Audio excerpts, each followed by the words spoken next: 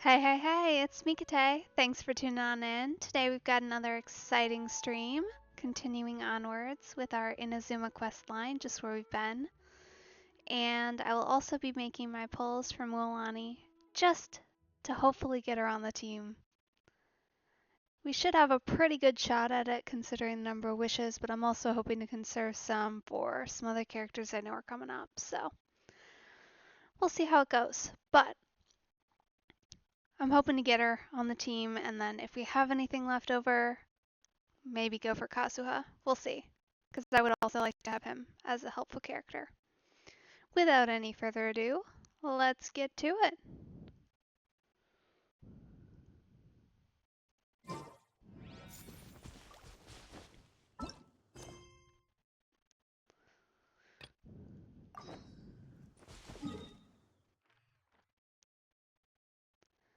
What's a little bit odd about this quest line in particular is that it only triggers, technically, during midnight. So every time midnight has rolled around, because I've been playing a little bit gathering materials and trying to level up the Traveler a little bit,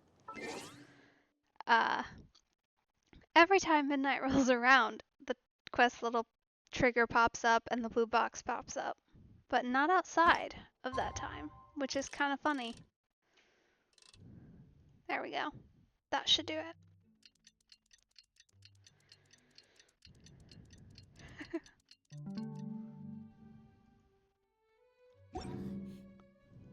Really want to go traveling? See, look, there it is. I don't mind where we go.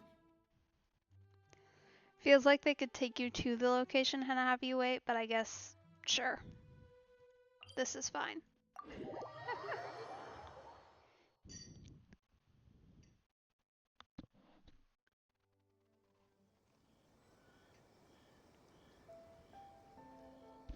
Alrighty. You! The warrant is for your arrest! Seriously? Oh Fine. Okay. Where are we meant to be going? Over here somewhere. Hello.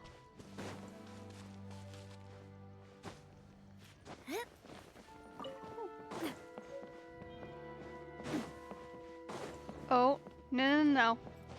I've learned my lesson there. We're not gonna get caught by that guard. Not happening. Not today. Pretty much how I thought. There are loads and loads of people. If one of them spots me, I'll get caught. We need to get rid of them, or I won't be able to sneak inside. After I get the document, let's meet back at Komari Tea House, okay? Also, if I do get caught, please come rescue me. Oh my goodness. We sure will. That's really a good idea. Anyway, let's make our way to the statue. Careful does it. Watch out for guards and don't get caught.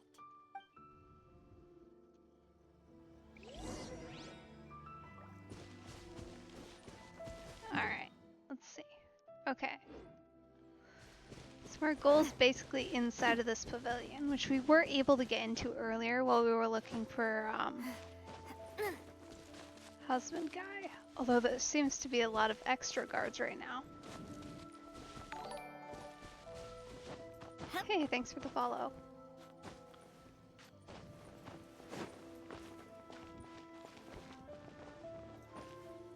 Let's see. Yeah. Okay. I'm just gonna stick to the roof line and hope that that works. We'll see. Alright. Where exactly is our goal? Oh, we're not even going there, technically speaking. Alright.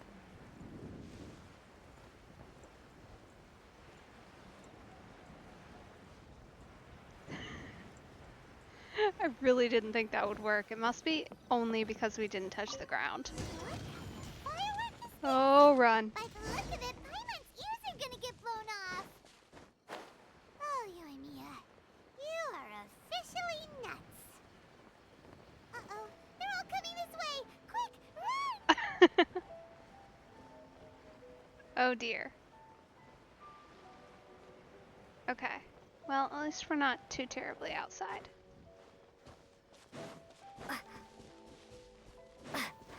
No, I can't even use anybody's skills. Dang. Alright, let go. Oh no. What kind of firework is this? By the look of it, Paimon's ears are gonna get blown off. Oh, Yoimiya, you are officially nuts. Uh-oh, they're all coming this way. Quick, run! Oh. Okay. We kind of made it. We got seen by a lot of people, though. That does not feel like it was the way to go. That's a great achievement. Love that. It's called being a menace to society. Well, how did it go? They're Well definitely done. distracted. Let's wait for news from Sayu.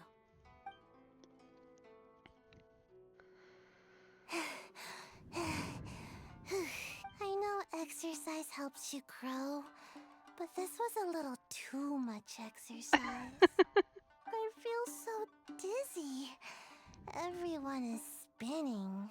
Aw. No, I can't sleep yet. There was something important I was supposed to do first. Oh, right, yeah, I got it. I didn't know how to find a document you guys were talking about, so I just swiped a whole bunch of stuff that looks suspicious. Here you go. I'm going to sleep now.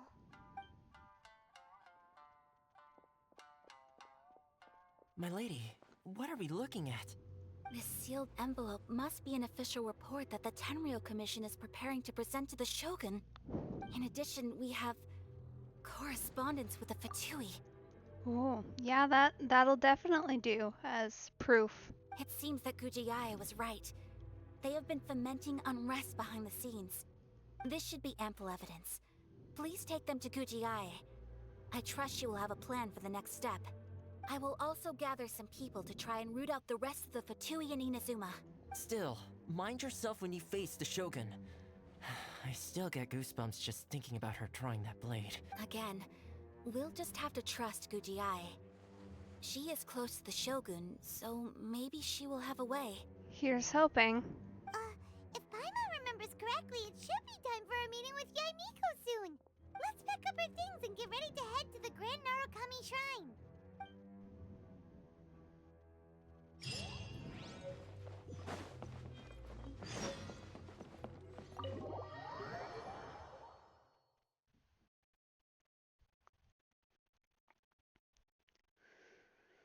Not really sure if walking is going to be the method here, considering. Probably not, no.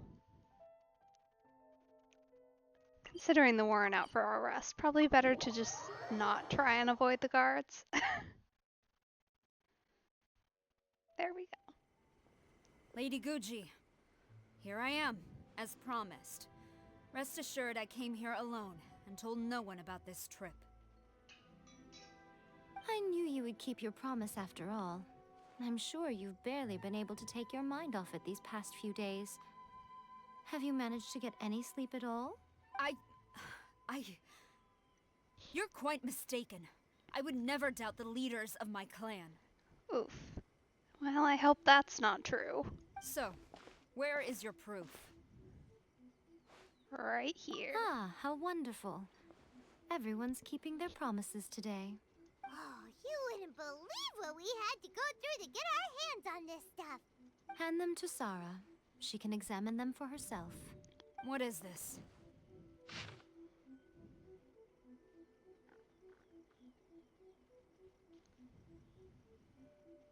Without obstacle. Yeah, that sounds, like a lie.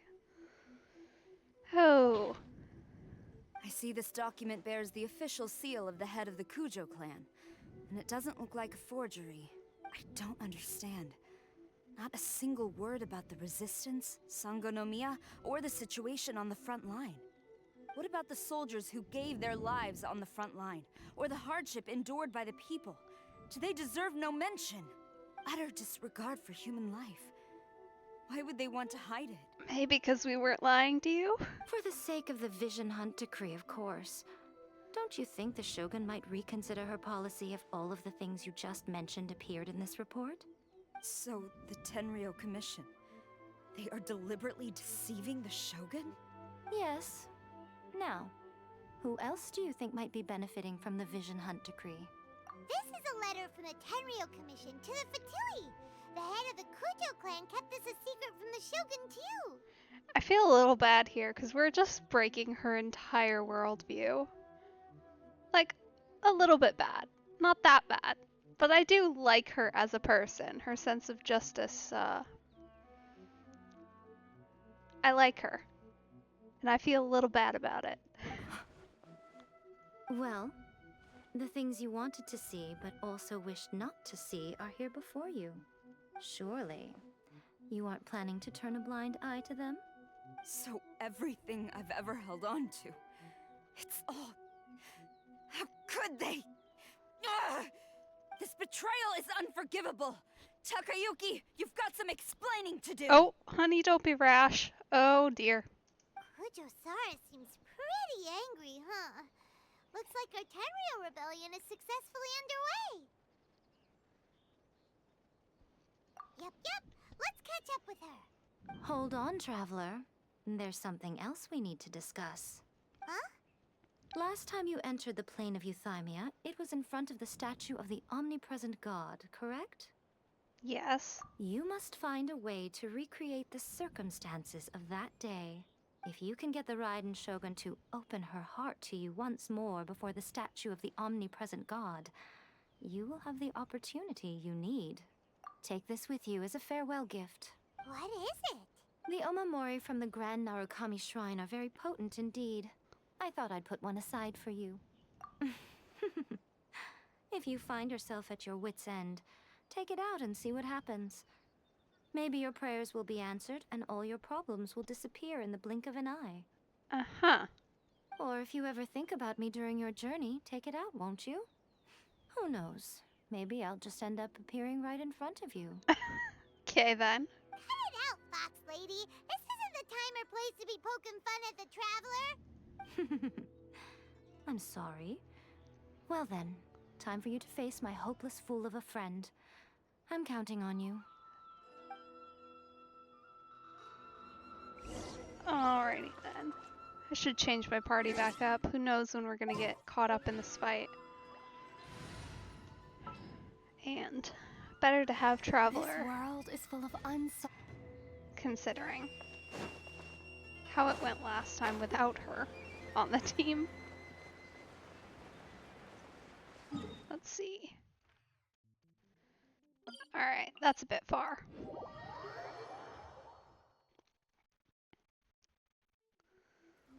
I'll catch up.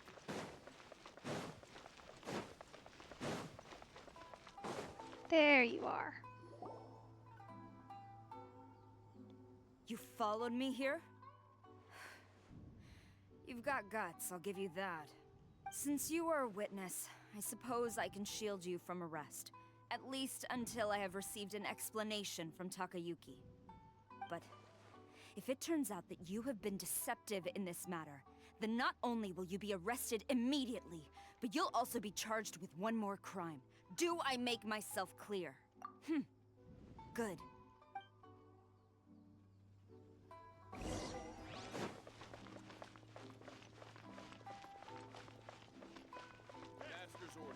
So much following of NPCs here.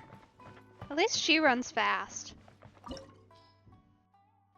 Ah, alright.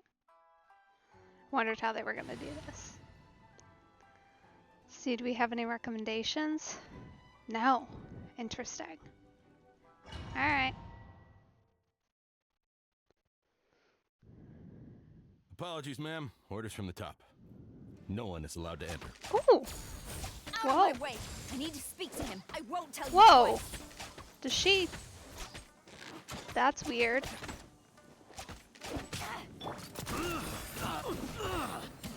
I must withdraw. Guess that makes sense why we didn't recommend any particular characters. Because you're mostly just supposed to use her. I must Withdraw. Okay. Whoa. No, thank you. From Destina with love. Flash! Strike!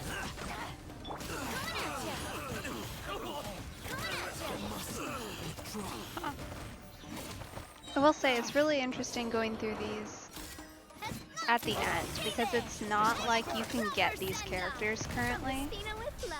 So it kind of feels a little bit sad. Quiver! Storm the front! Battle formation! I dare you! Flash!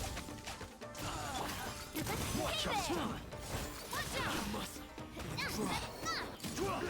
She is kind of fun to play though. And it's interesting. I haven't played an archer for any significant amount of time. It's a very different playstyle for sure. Kind of in and out. Withdraw. And there's surprisingly little knockback happening. I don't know if that's part of her character or if it's just that we're not getting hit by anybody. Because honestly, it could be either. Show me what you've got. I'm at my limit. I don't know. I just know whenever I tried to play, which admittedly they were like this was back when I was running Amber, so level 50. Sarah, have you gone insane? It did not go well. How dare you? Master, I... Go on, ask him. Don't let him intimidate you. Yeah, you go, girl. Master Takayuki, I've seen the report to the throne and the letter to the Fatui. Please, tell me why. So this is how my documents went missing from headquarters? You stole them. Should I take your words to mean that these documents were not forgeries? They were really penned by your own hand. Please tell me, Master. I need to know. Has the Tenryo Commission really betrayed the Shogunate? Yes, I have dealings with the Fatui, and yes, the report you saw was penned by my hand. He just came right out and admitted it. Yeah, I wasn't really expecting that one. Not gonna lie, I was kind of expecting some deceit or talking around it a little bit. The diplomats from Snezhnaya promised a very generous reward indeed. And all they requested of me in return was to see that the Vision Hunt decrees upheld. And you thought that was a good idea? Really? Really, bro? For too long, the Kujo clan's position has been coveted by so many. There is no shortage of clans who would tear us down at the first opportunity. So, when the chance arose to gain the backing of another powerful nation and crack down on our enemies at the same time, it appeared to me to be an excellent deal. I simply saw no need to inform you, Sarah. Oof. She's not gonna take that well. But you worship the Shogun. How can you betray her after all this time and act like it's nothing? Betrayal? How can you call this a betrayal? The Fatui may think they are using me, but the reverse is true. What could they possibly hope to achieve?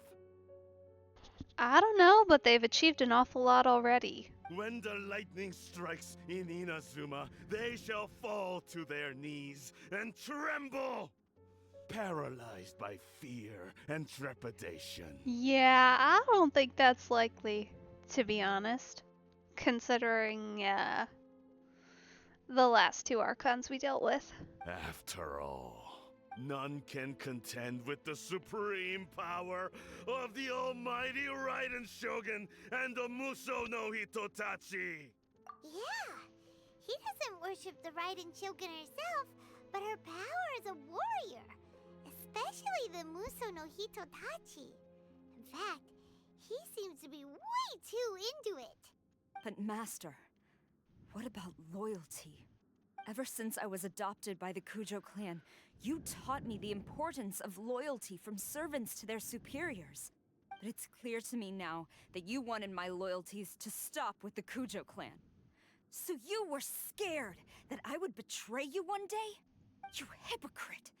Preaching about virtue just to mask your own wretched selfishness! Yeah, you tell him. Selfishness? I am but safeguarding the eternity of the Kujo clan. I'm quite sure the almighty Shogun would be sympathetic to that.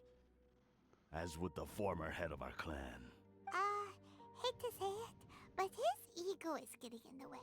If he thinks the Kujo clan is a match for the Fatui, Paimon thinks he's in for a nasty surprise. I've doubted the Vision Hunt decree in the past.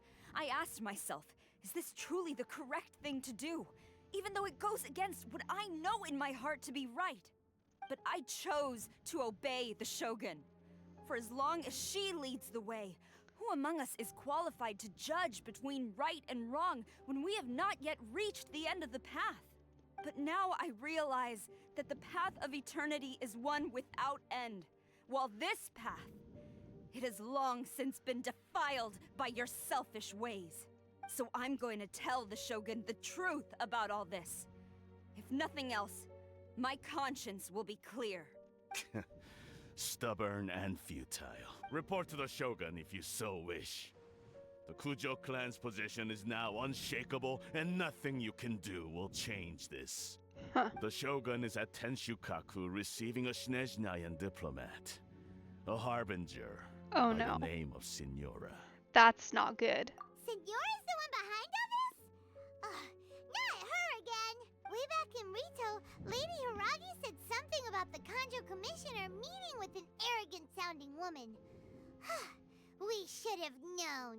A diplomat from Snezhnaya? Well, if she thinks she's leaving Inazuma in one piece, she's got another thing coming. Sara stormed off! Do you think she's gonna go barge into Tenshukaku right now? I mean, probably, but we better get going too. Say that again. Alright then. No use standing around. Oh! That's weird. I mean, I guess technically we fought some guys. Didn't really feel like a dungeon, though. Alright. I won't say no.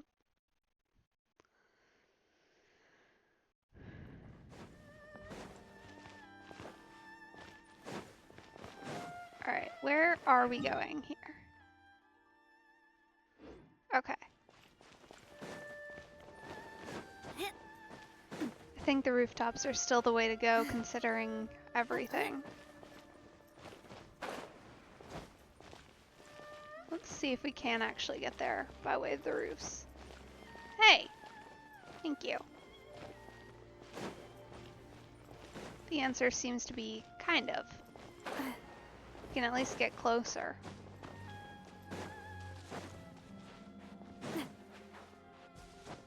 I know the sand just goes back, but I feel a little bit bad every time I run through one of their gardens like that. Seems a bit rude. Oh. Oh dear.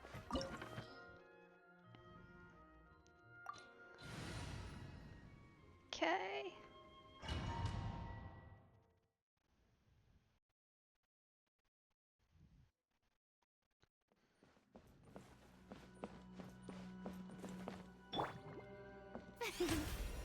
Before we get too far here, we're gonna make sure everybody's at full health.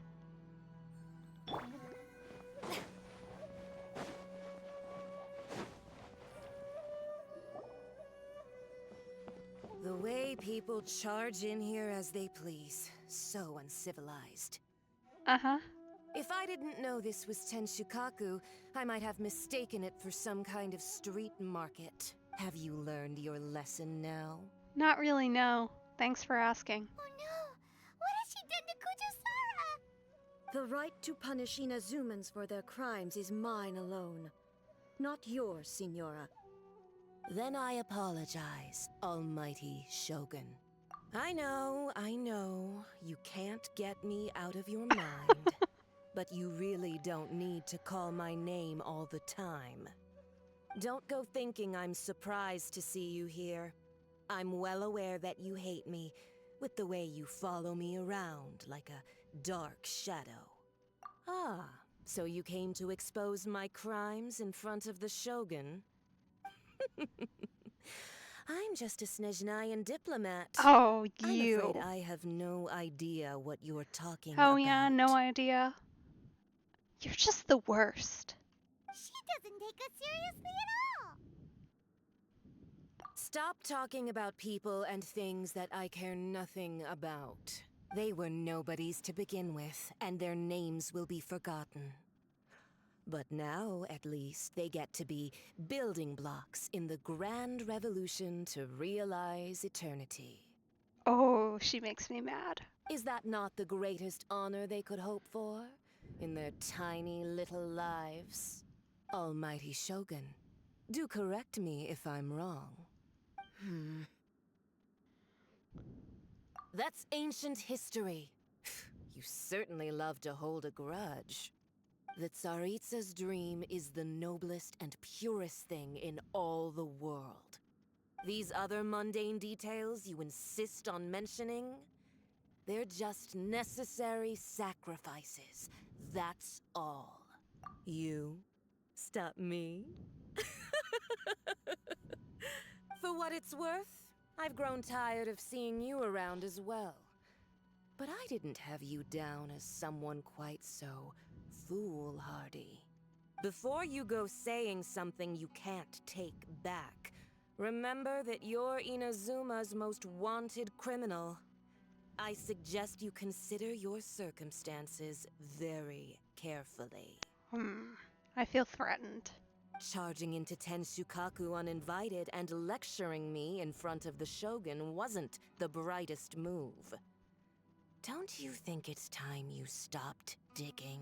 Fortunately for you, I don't think that's in our nature. I'm not sure you realize quite how much distance there is between us, both in status and in strength.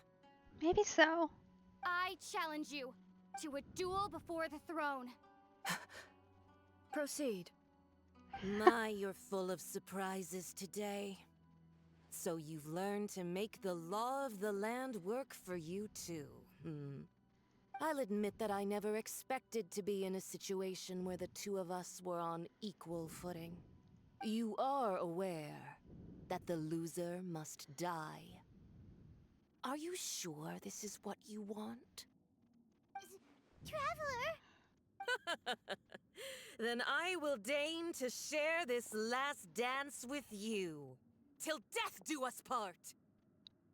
Huh. Not who I was anticipating fighting. But okay. Oh.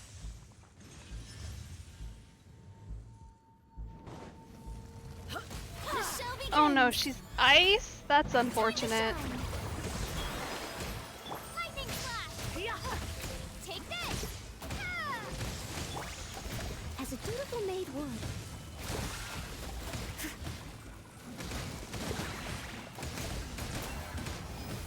Okay, well, at least this isn't the worst thing ever.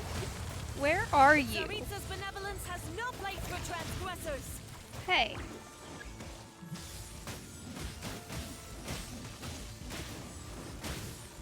Excuse me? That's going back in the wash.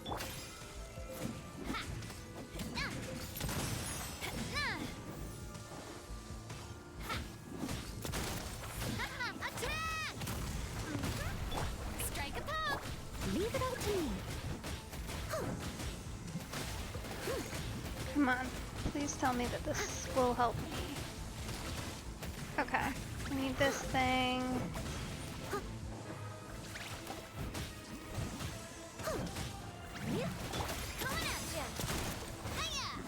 This is really unfortunate. This is not the correct group to have here. Hey there! There we go. Okay.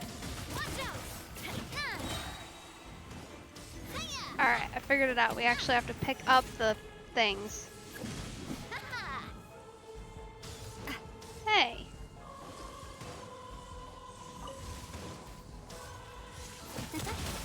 Oh, there we go. We're a little low on health though here, so this could be unfortunate. Oh. Oh! Hello.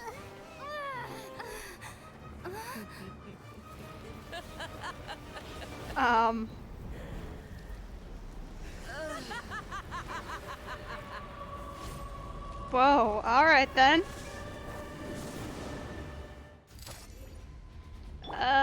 Furina, I think you might need to be healing for a minute here. I must leave no stone unturned, as a good knight should. Okay, so we need... There you go. Okay. Rude. I'm gonna need some cryo, please. How many of these do I have to kill?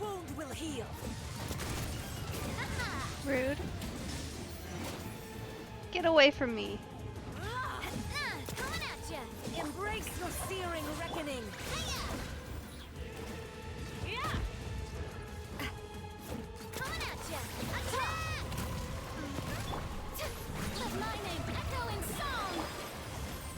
The multi-element's kind of fun, honestly. Okay. We're just gonna need to use Noelle for a minute to heal. And then go find something. We're a little hot here. Very unfortunate.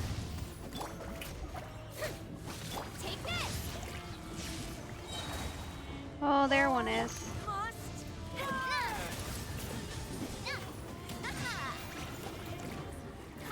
Ah!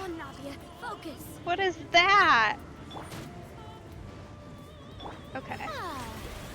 You should help heal now. Thank you.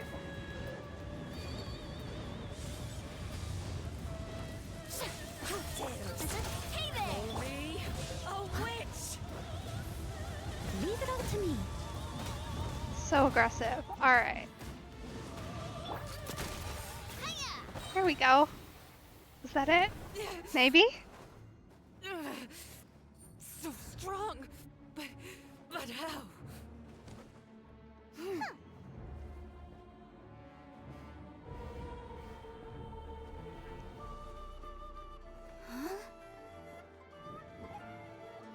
Oh?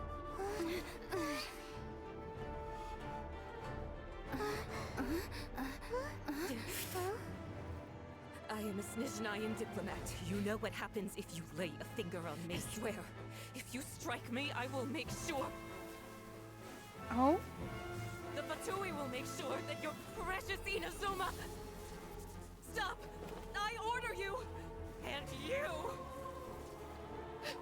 Filthy rats! All of you! Oh!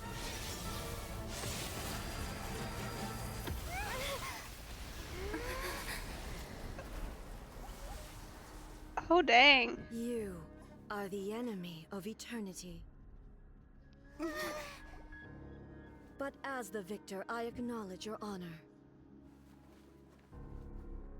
Therefore, I shall allow you to leave Tenshukaku alive.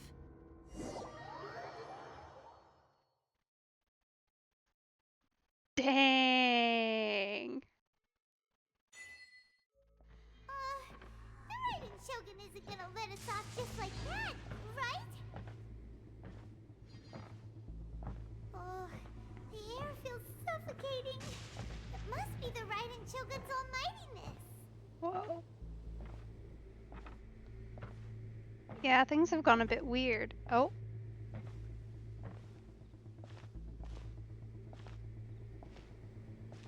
One strike from the Shogun and now Senor is gone.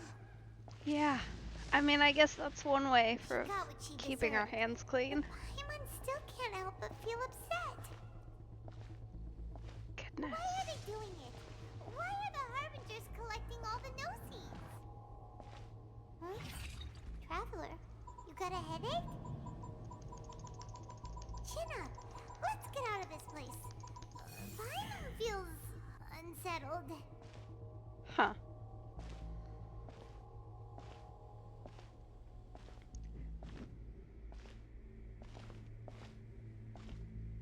Also, when the Shogun executed Senora with the Muso no Hitotachi, it was unbelievably powerful. Yeah. Fighting that, doesn't seem like the greatest idea. And if so, we've got no hope whatsoever Well, I think there's a reason we were practicing dodging. I hope. So,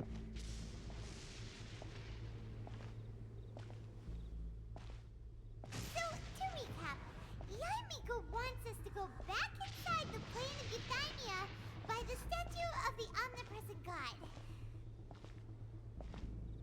Oh, but we'll be like lambs to the slaughter, won't we? Oh, maybe we could put this plan on hold for a while? Well, I don't think we necessarily have a choice. The sound of electro zapping in the air. Paimon can barely breathe. Traveler, are you okay? You're so silent. Huh.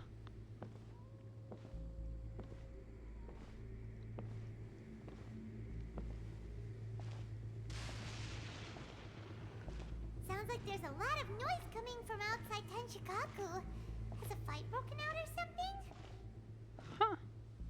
Oh, the guards seem really nervous. Well, let's go see what the situation is, shall we?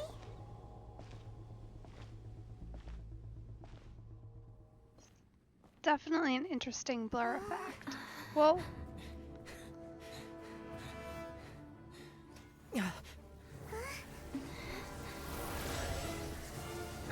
Oh.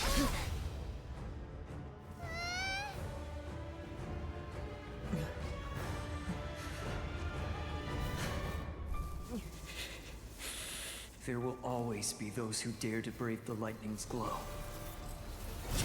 Whoa!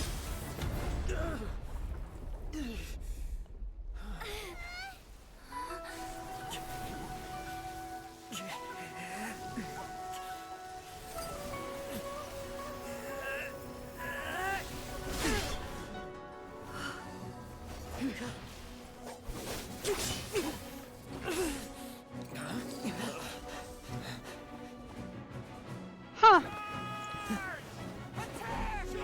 Thanks, Gaza.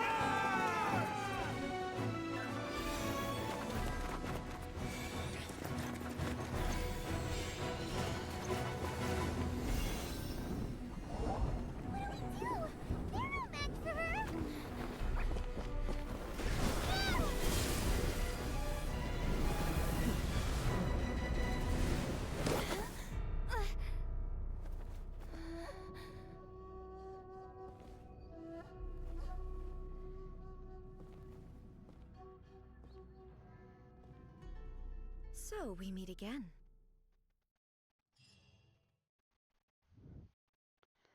We sure do. Indulge my curiosity. What is the reason that I find you standing here before me once again? Do you hope your foolhardiness will shelter those people? Or was it simply a means of seeking an audience with me? Oh? Surely you didn't rouse me from my state of eternal meditation only to tell me this. If so, then you underestimate me. I am quite well informed about the Vision Hunt decree. If that's true, then that makes me like you even less. Not so.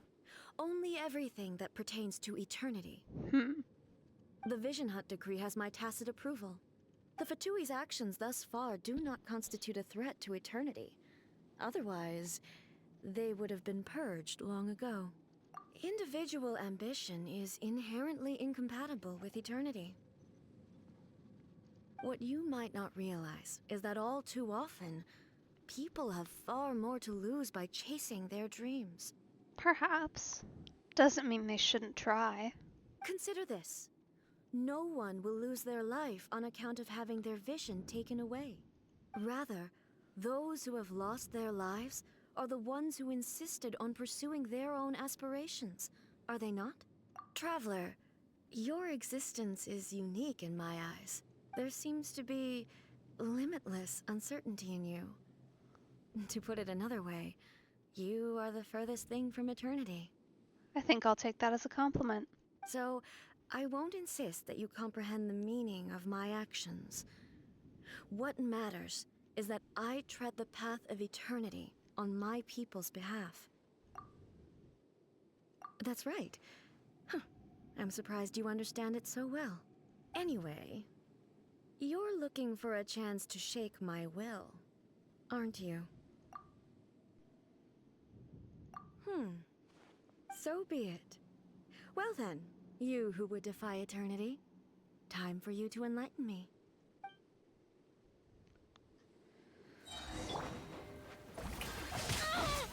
Let the world collide! Stop that!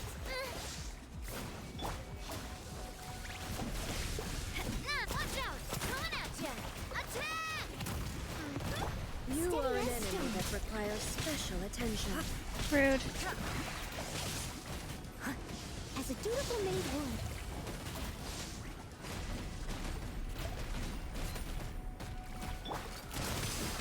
Hey there! Yoo-hoo!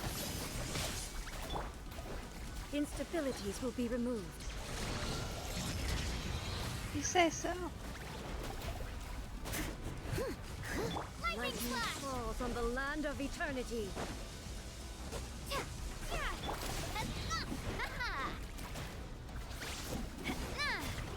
Okay. Strike dead. Bellowing thunder! Take this!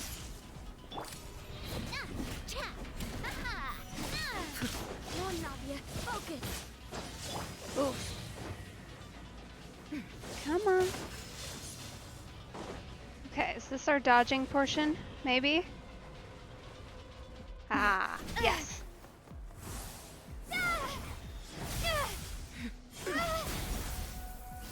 Rude.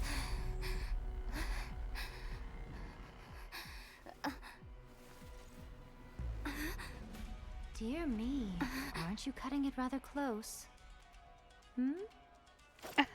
Miko, this was your doing? Now. Don't forget who taught you how to place your consciousness in objects.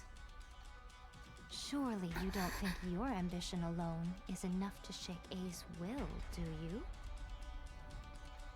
Though you alone are here, they too have ambitions, which they long since entrusted to you.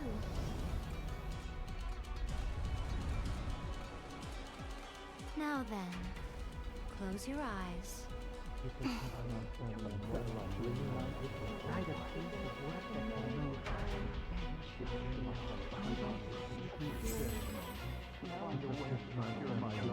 Oh, I wish I could read that.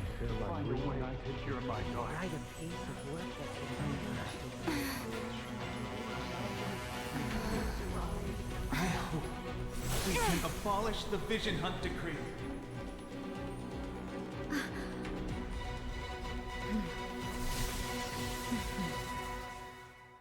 Oh. May I present? Oh. Full healing, how helpful. Hey there! Come on, let me get near you. Proper send-off from the Stina with love. Time to clean up. Stop moving.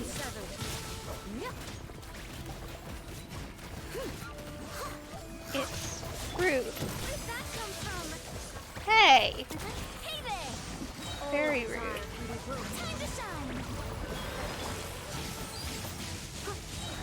What the heck? Oh. Thunder!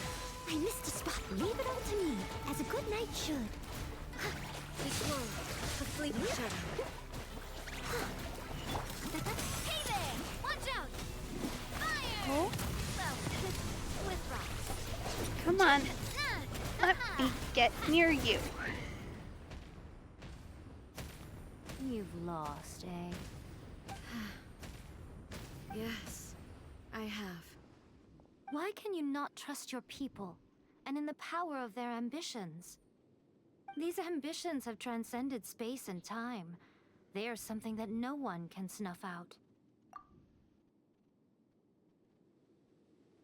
Is this the lesson you learned from your journey in Liyue? There are nations where humans cast their god aside and stride forward? Mm-hmm. So are we to just abandon the notion of progress for the sake of wishful thinking? You and I have both witnessed the great loss that progress can bring. Eternity. Eternity is the only way. When lightning flashes, it casts a shadow. My name means shadow. With my blade, I purged all obstacles to progress.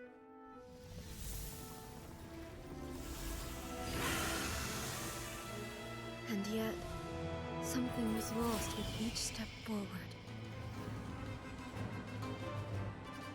In the end, I even lost her. The tales are still retold in the shade of every Thunder Sakura. But the wounds left on our nation by that terrible loss still ache.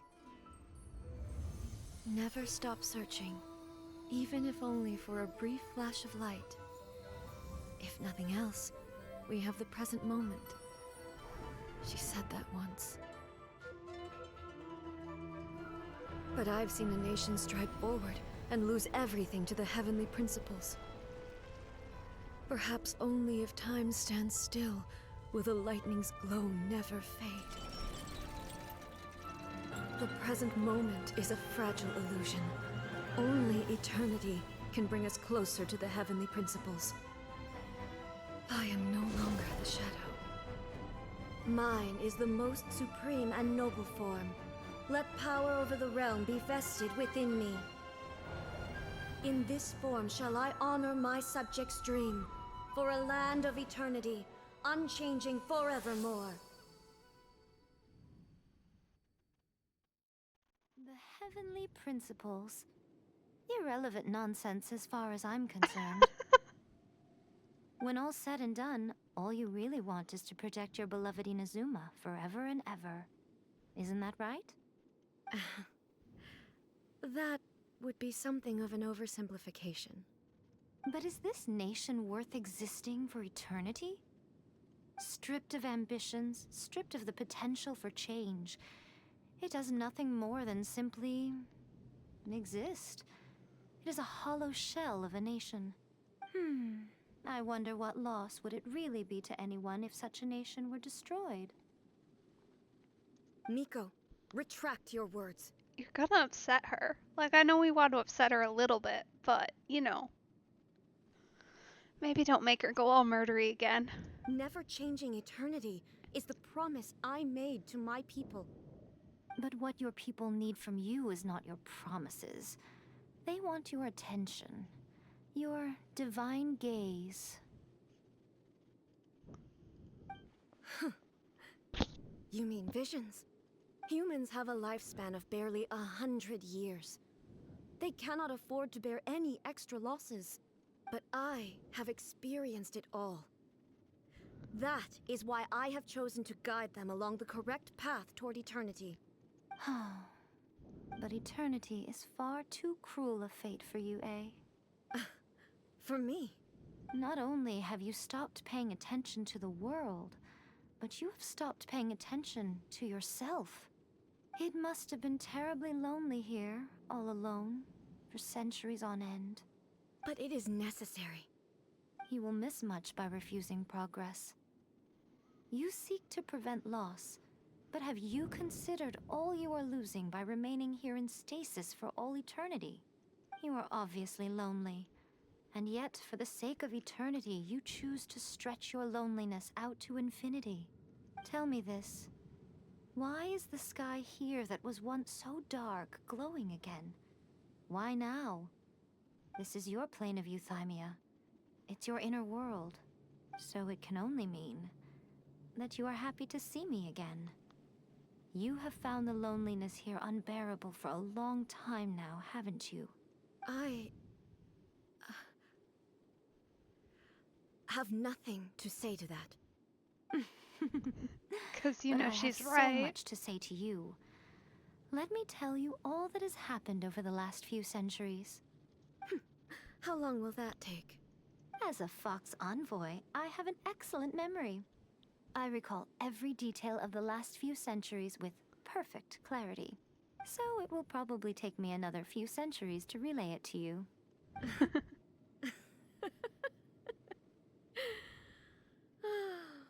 Miko, I never thought I would have the chance to meet with you like this again. Seeing you again is a change to eternity. And a very nice surprise. Huh. That's an admission from her. Since you are willing to admit that, I suppose that means we can still be friends? What a childish conversation this is.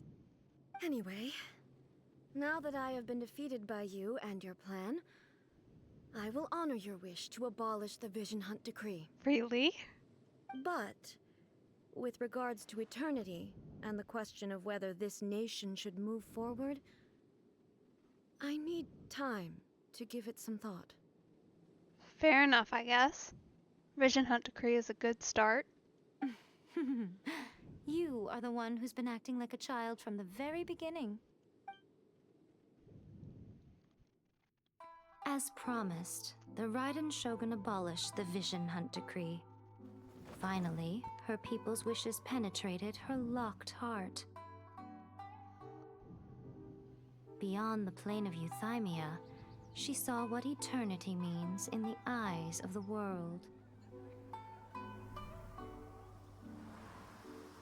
When one's fervent ambition burns brightly, the gods will cast their gaze upon you.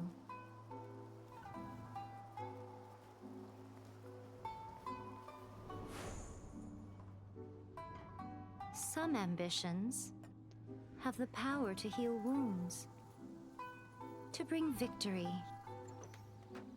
to inspire hope.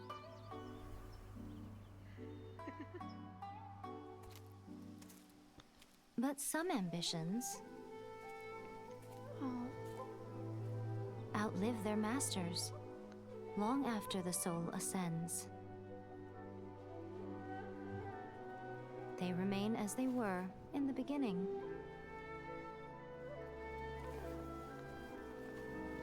Burning bright and true for all eternity.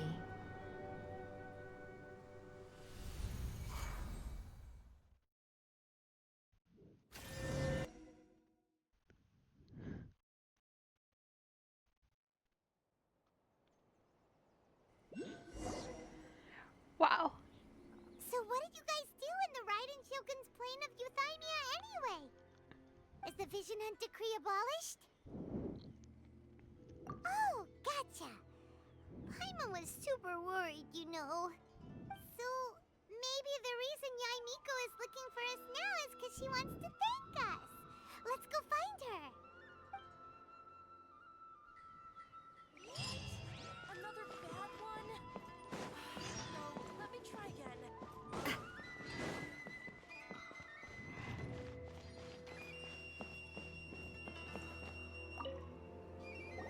Why, hello. If it isn't the triumphant traveler. And why might you be visiting the shrine? A sign of piety, perhaps? You literally told us to come meet you here! I was just joking. I've been waiting for you. Seems like someone's in a pretty good mood. Mm-hmm. Catching up with an old friend I hadn't seen in years was truly delightful. By the way, I heard that you had a duel before the throne, with a Fatui Harbinger no less. Courageous and astute. I must say, I am most impressed. Defeating Signora head-on in a duel means that your strength exceeds my expectations. Still, you did end up victorious. I gather congratulations are in order. Sure feels good to finally thwart the Fatui plan for once. They caused plenty of trouble along the way, but at the very least, they didn't get their hands on another Gnosis. Wait a second. Did you say Gnosis? Yeah. As in, the little thing that looks something like a chess piece. Yep, that's the one. You've seen one too? Gnosis belong to the Seven. They're what keep them connected to Celestia. Oh. What's wrong? I don't like that tone. I don't like that tone at all. I handed that over. What? You did what now? Well, how else was I supposed to save your skin from the Balladeer exactly? The Balladeer is number 6 of the Fatui Harbingers. In terms of strength, he is superior to Signora. I'm not the kind of person who risks life and limb for any old reason. You did... for once, Paimon just does not know what to say. After A created her puppet vessel, she no longer had anywhere to put it. As her erstwhile closest friend, A handed it over to me, and I've kept it in the Grand Narukami Shrine ever since. Oh no. Darn it. They're 3 for 3 now. That is so unfortunate. She no longer needs the power of the Gnosis, and in any case, she tells me she has severed ties with Celestia. Thus, the Gnosis became not only useless, but also a potential source of conflict. Is that not a good bargain, exchanging it for the one at the core of the plan? Well, I mean, thanks and all, but I'm gonna be honest, it's not good that they've got 3 of them now. Judging by the results, at least, I dare say I struck a good deal. When you put it like that, Paimon has to agree. The Traveler is worth more than a Gnosis. Well, what's done is done, and Paimon heartily thinks we'll be getting it back now. Let's leave the past in the past. So anyway, you still haven't told us why you called us here today. It's to thank you. Really?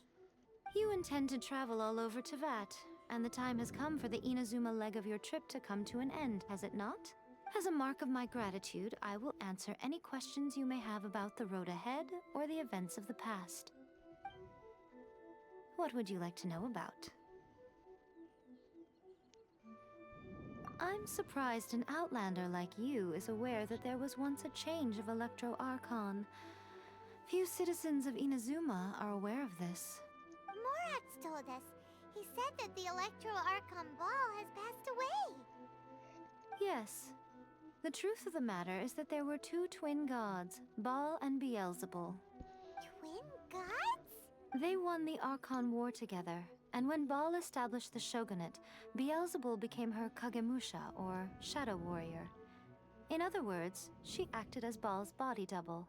Beelzebul is A, with whom we are now both acquainted. Baal's name was Makoto. Oh. As far as the world was aware, there were not 2, but 1. They complemented each other, and they ruled Inazuma jointly, so there was no need for the public to know the truth. In fact, the name Baal and the title of Raiden Shogun was understood to refer to both of them. Right up until... Until what? Makoto died several hundred years ago in a war that I was not personally involved in. Since then, A has assumed the shogunate. Losing her sister must have been super hard on A. That was when A began to change. Makoto was her greatest loss. Paimon feels like she understands A a lot better now after finding that out. So what kind of god was Makoto? I didn't spend a great deal of time with her, but my impression was she was a gentle god, who in each moment cherished the beauty of what was before her. Wow! That puppet was built with technology that has been lost to time.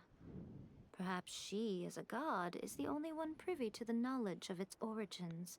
Fair, I guess. Still, there's one other thing on this topic that I suspect you may be curious to know. Before A began modifying her own godly form, she took it upon herself to create a prototype puppet. So, you mean there are 3 Raiden Shoguns? No. The prototype was merely a proof of concept. Its appearance and intellect were not based on A. It was a test. What does that mean? The original plan was for A to simply discard it. But perhaps A thought this to be too cruel, because in the end she chose only to seal the power within it. Uh-huh. Later, this puppet wandered Inazuma as an ordinary human male with his own consciousness, until the Fatui took an interest in him. Ugh! Not the Fatui! Some eccentric geniuses in the ranks of the Fatui made adjustments to the prototype, not only unsealing his power, but very likely rendering him even more formidable than his original specifications. The object of divine creation is now the one who's taken possession of the Gnosis. And the prototype puppet is now known as the Balladeer. You know, this explains some things about that summer event. What a crazy story! It is, isn't it? Who can say whether it's coincidence or destiny? Sorry, I haven't a clue. I'm also unfamiliar with the god you describe. Unfortunate. But if you still have doubts about A, I would say they are misplaced. Not only does she not fit your description, but she voluntarily gave up her gnosis long ago, severing her ties with Celestia in the process. That's good to hear. Otherwise, given that I'm her familiar, it could have made our relationship rather awkward, don't you think? Don't worry, we aren't looking to pick a fight with you. I wish you the best of luck. May you soon discover the truth behind it all. As for your brother's whereabouts, I will use all the resources at my disposal to investigate it, and I will also borrow some of Ayato's people from the Shiumatsuban. I'll let you know if I find out anything. Consider it part of my means of thanking you. After leaving Inazuma, I think it would be easiest for you to go to Sumeru. Ooh, Sumeru! We've run into loads of scholars from there on our journey so far. Yes, well, Sumeru is the land of the god of wisdom, where the quest for wisdom and knowledge is never-ending. But their obsession gives rise to some truly inexplicable things. For example, in Sumeru, knowledge is holistically managed as a resource. Knowledge is a resource? That's an interesting way of looking at things. Yes. I don't know whether it was the sages or Lesser Lord Kusanali who came up with the idea. Lesser Lord Kusanali? That's a cute name. Not the word I'd use, but alright. Oh, you haven't heard. Lesser Lord Kusanali is the deity in whom the people of Sumeru place their faith. It's their chosen term of endearment for her. I'm sure you must have some things to discuss with her too. I wish you all the best. Are you sure? Okay then. Oh, Traveler. Do you still have the Omamori I gave you? Keep it safe. Is that all you intend to do with it? Well, what do you want me to do with it? There was me thinking that you might hang it around your neck to show off to the world, telling everyone who inquired that it was given to you by none other than Yai Miko, the wise and beautiful. Who in their right mind would do that? Okay, I'll stop. Now, a question for you. Traveler, what is your ambition? I see. But that is merely a small goal, based on what preoccupies you here and now. Your ambition should be something that transcends the world below and the starry sky above. Something that shines in unison with fate itself. Perhaps the reason you do not possess a vision is that such an ambition has yet to be engendered within you. It's a possibility. Perhaps. Continue on your journey, and maybe that moment will come to pass. Well, that feels like some foreshadowing they throw in there. Huh.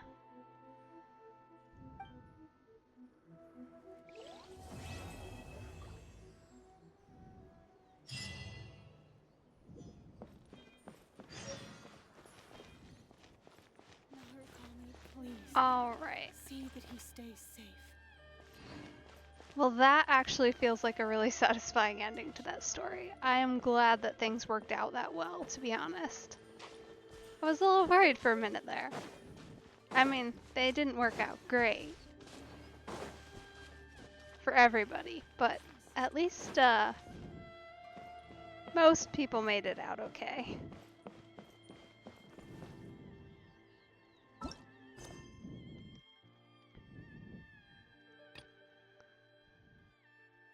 Huh. That's an interesting next start.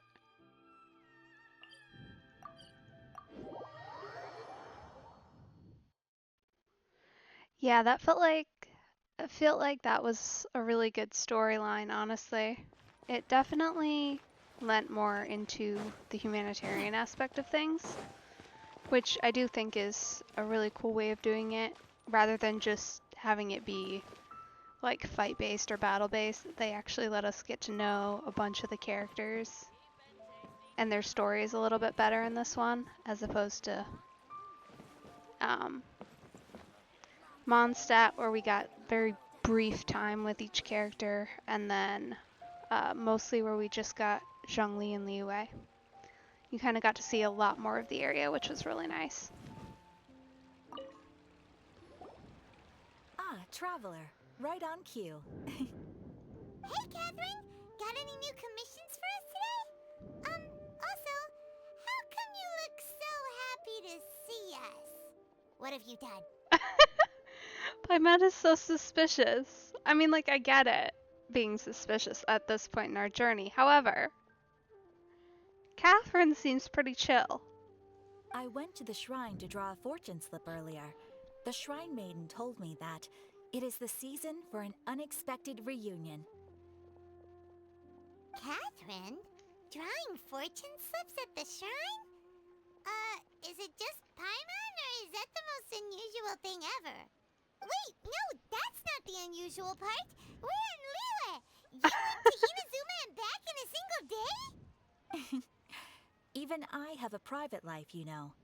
Okay, so when you say unexpected reunion, you mean running into us, right? Who can say? But the anticipation of knowing that an unexpected reunion is due is making me happy to see everyone I cross paths with today. Alright then. Fair enough. Even though we see each other pretty much every day, whatever makes you happy. Wait, are you saying? Oh, Paimon gets it. Well, let's just hope the shrine maiden was right. Fingers crossed we find him. I'm sorry. Did I say something I shouldn't have? You both seem a little down. Oh, it's nothing. Anyway, back to business. Do you have a new commission you want to give to us? Yes, as a matter of fact, I do. This one is from a miner. It seems to be related to investigating the chasm. Really? Does this mean the chasm's not sealed off anymore?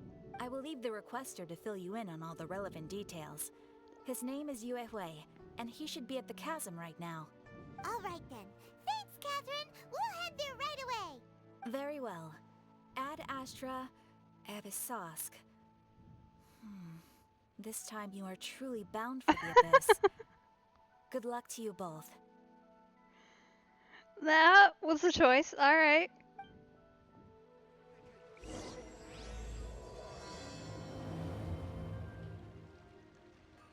Ad Astra Abyss.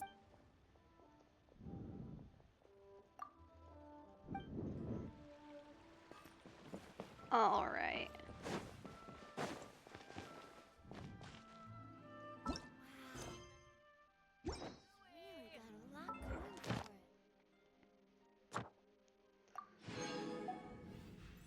Nice. And you should have a new constellation now, which is nice.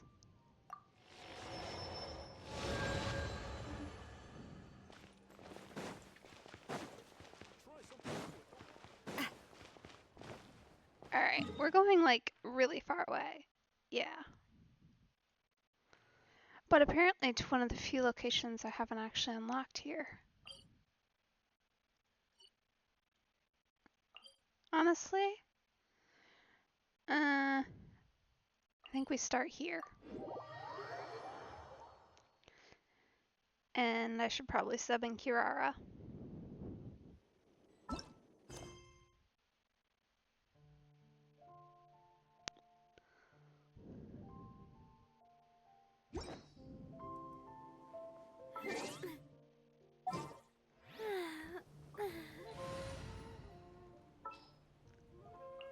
Thank you for choosing Komani X.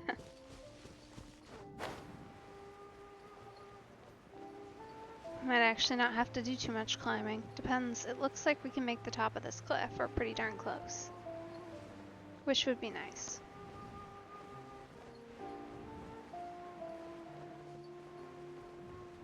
Oh yeah, perfect. Yep.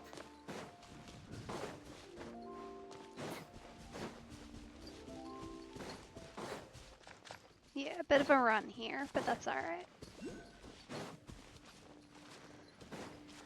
Yeah, I gotta say, I think between the first 3, Inazuma's probably my favorite of the storylines.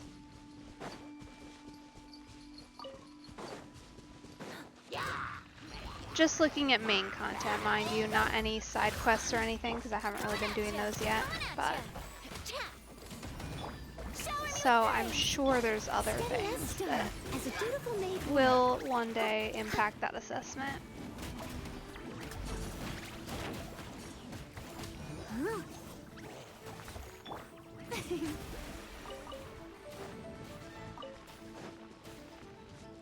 Ah, there we are. Hey! Rude. There we go. Quick, let's pack it up. Perfect. What? Where are you at? Ah, up there.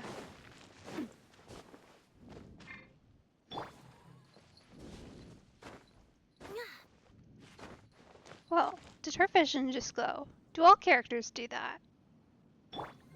Oh, they do.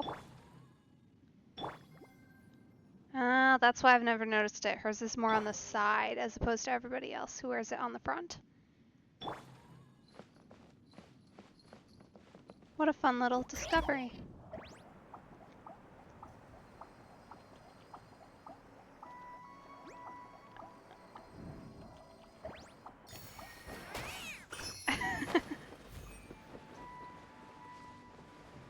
So aggressive.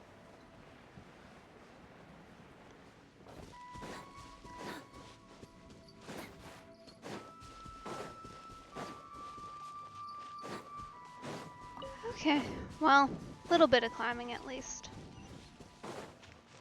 Makes me feel like it was slightly more worthwhile to bring Kirara out at least. Not that I couldn't do it, but it's so much nicer. Hey, go up, please.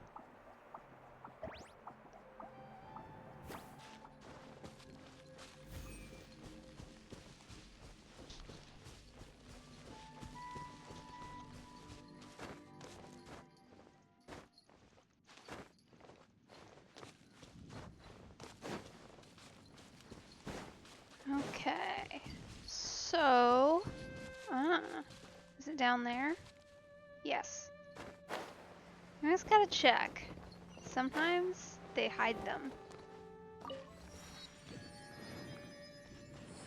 And then it becomes a problem. Sorry for walking on your roof. Hi there! You must be Yuehoi, right? We've been sent by the Adventurers Guild. Ah, great. Good to meet you. Yes, I was the one who posted that commission. Wait a second. You look kind of familiar.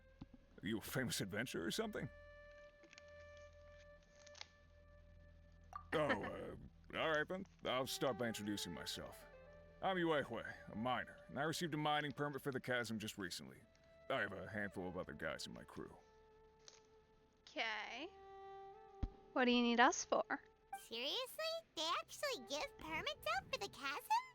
Yes, the folks over at Yujing Terrace finally came to their senses and are now allowing a limited amount of ore mining near the surface. We were among the first to gain approval, but some things have happened recently that put all the miners on edge. Really? What happened? We haven't heard anything. So, it's hard to say exactly how big of an issue it is. Could be something, could be nothing. The main thing is that it's just very strange. Okay. Probably not nothing then. While one of the miners was on a break, he suddenly noticed a few hilly trolls walking his way.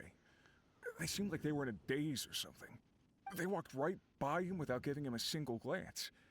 They just made a beeline for the depths of the chasm. Okay, yeah, that's weird. After that, the miners started observing his surroundings more closely and noticed the same thing happening time and time again. Are the Hilichurls just curious? Maybe they just want to take a peek inside. Not likely. The strange part is that in all the time this miner's been watching the Hilichurls, he's never seen any of them come back out. Oh. That's a bit ominous. It seems to be a one-way trip. Once the Hilichurls go in, they never emerge again.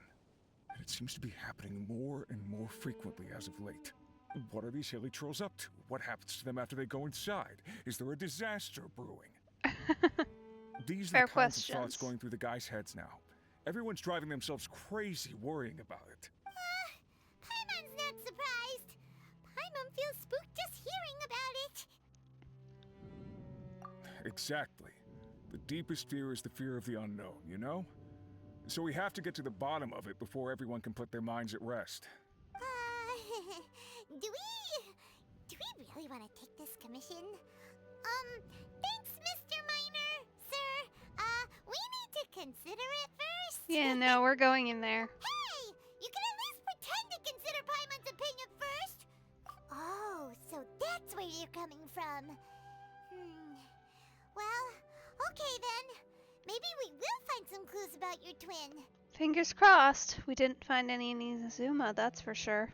You'll really regret it if you don't go, huh? Mm-hmm. So, what's your verdict? Will you take the commission? No pressure, but I gotta say, I'm not loving the prospect of my mining permit going to waste. Yep, we'll take it. We're kinda curious ourselves now, too. Great. You're doing me an enormous service here. Now, let me give you the rough location that the Hilichurls keep heading to.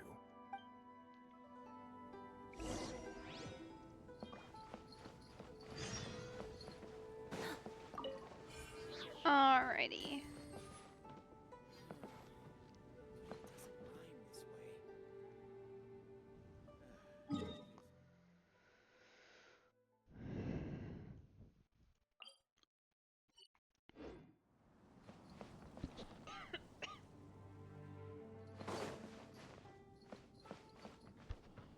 Okay, I'd love to head there. Where am I going? Please explain. Ah, I see.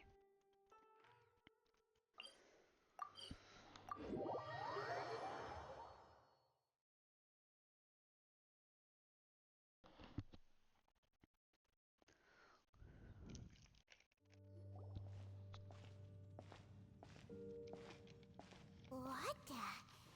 It's a city? Sure looks like it.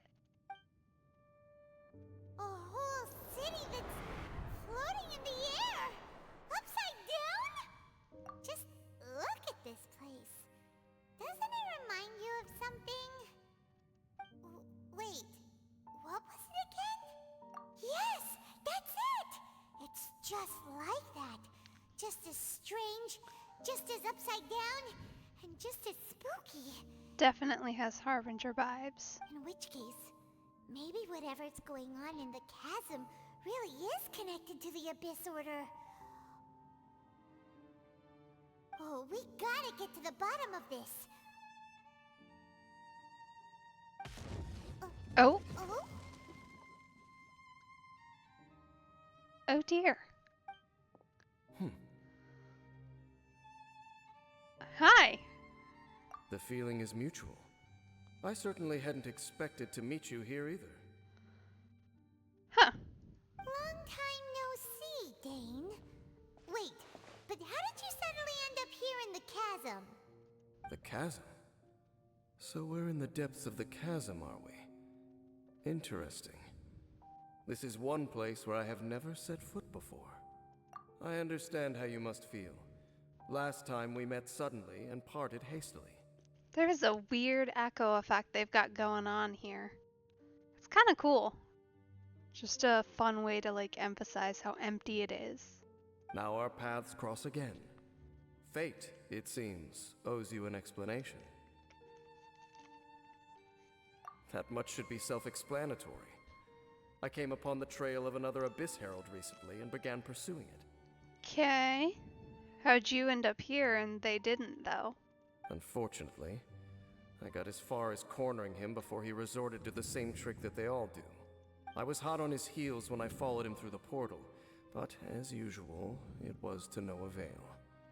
It took me to the wrong place. Correct.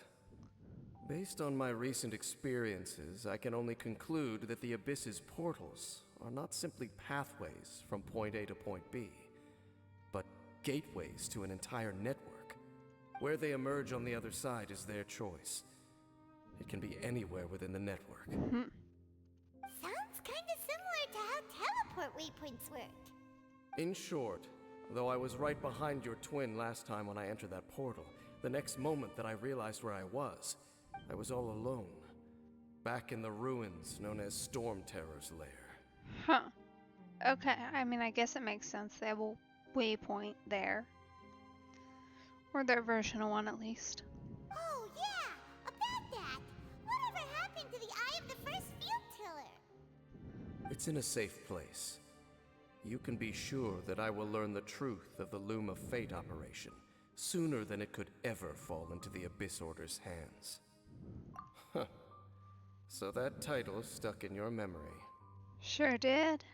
I by no means went out of my way to conceal it from you. It once stood for the glory of Kanria, but now it is but a cruel joke. My curse to bear. Twilight Sword was my title as captain of the Royal Guards when I witnessed the destruction of my entire homeland firsthand. I believe my reluctance to raise it in conversation is quite justified.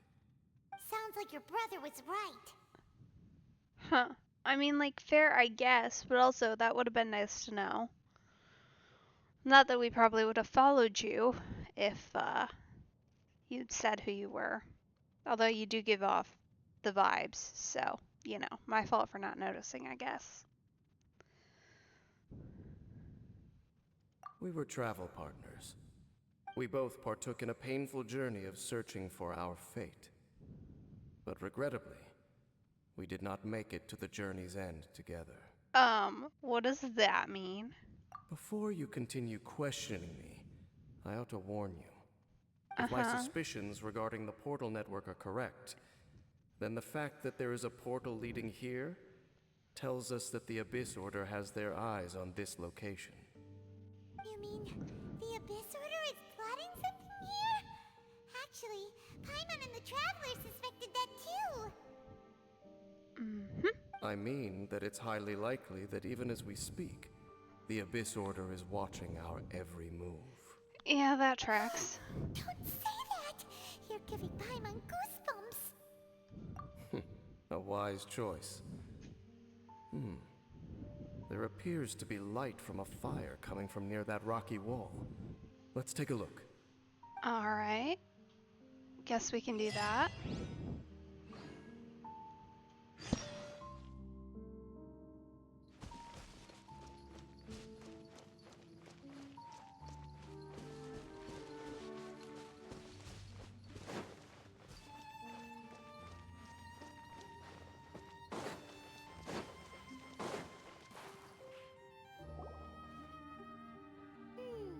There are signs of hilly churl activity here.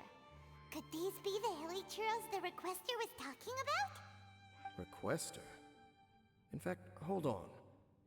You still haven't told me what you're doing here. I doubt that most travelers would have any reason to venture down this way. Kind of why we're here. Adventurers Guild to investigate the... And now it looks like... Whoa. Do you want the answer? Whoa. Huh? You mean you know something about this? As it happens, I do.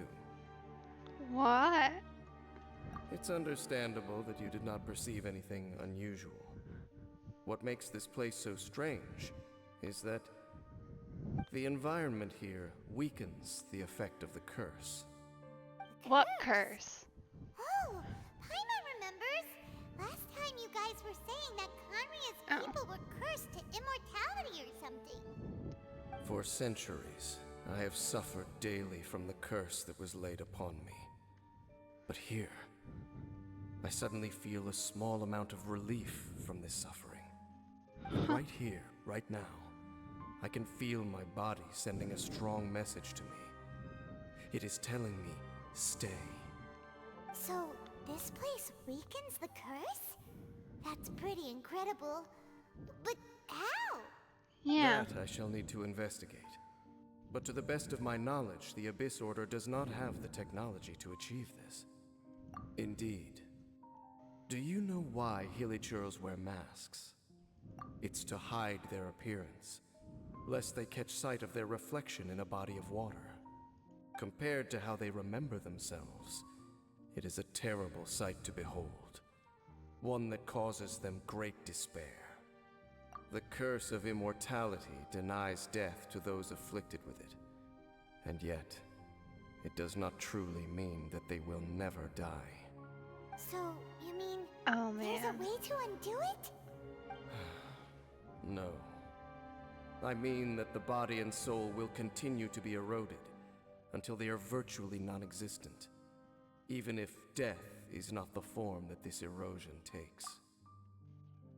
Oh man, tell me you're not saying what I think you're saying. When the Hilichurls realize that the end is nigh for them, it seems their instinct is to seek out a calm and dark corner of the world in which to finally say goodbye to the centuries of suffering they have endured. And of all the places they could lay down to rest, one that can ease the effects of their curse would surely be their first choice. Wow. That's so... Conversation's over. Brace yourself. What is it? We're under attack.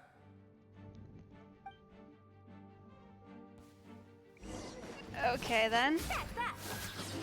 Oh dear. You are not the character to have up right now. Hey there! Attack! Yoo-hoo! The mining echoing song! I must leave no stone unturned.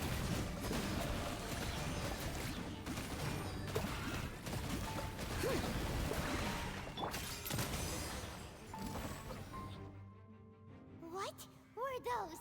And why did they attack us all of a sudden? Black Serpent Knights. They once belonged to the Royal Guard of Kanri. Oh! Wait a second. Royal Guard? So, they used to be your troops? Yes, they were. But now, the curse engulfs them, and they fight with none of the honor they once had. Because they've become pawns of the Abyss now? Let's continue on. That was not an answer. Wait! Dane! Seems we missed one. He doesn't seem to be particularly aggressive. Wait, stand down. There's something different about this one. It's disappeared. Well, I don't like that. What the heck? What was going on with that one? Was it trying to say something? How is this possible? How could he have retained self-awareness for 500 years without it? But more importantly, why did he seem so familiar? That would be a miraculous outcome indeed for a cataclysm that brought total doom and destruction. Or perhaps it was just a coincidence. Maybe. Or maybe not. We should press onward to the city.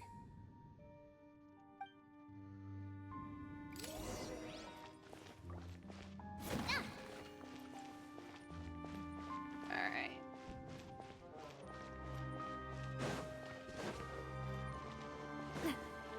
Feels like a little more light would not have gone amiss right here. It's a little dark. Looks like there's a strange energy surrounding the city. We can't go any further. Guess there should be a mechanism or something around here, right? Traveler, looks like it's time to get into ruin exploring mode. Don't waste your time. Aw. Whoa. Huh? Kanria's technology, abyssal power. Two things I couldn't be more familiar with. They're just cheap tricks to me. Okay, so the Abyss Order really is trying to hide something here, right? Din seems like he really understands what's going on here.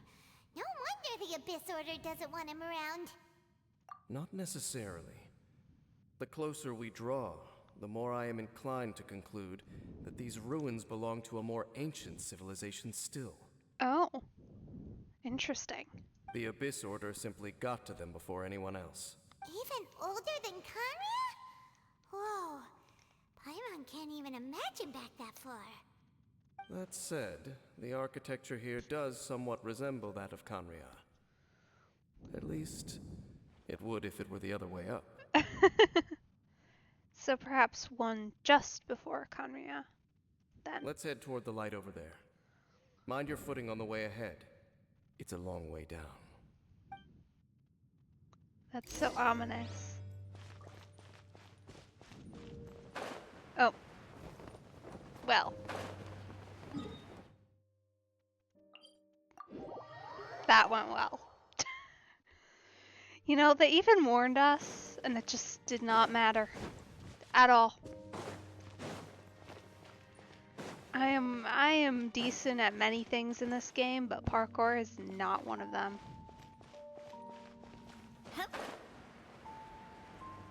And I'm fully willing to admit that. So this could be unfortunate.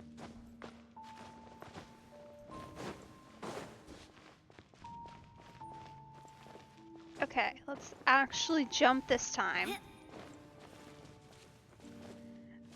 Again, like I said, more light would not go amiss here. Like, not much, you don't want to ruin the atmosphere.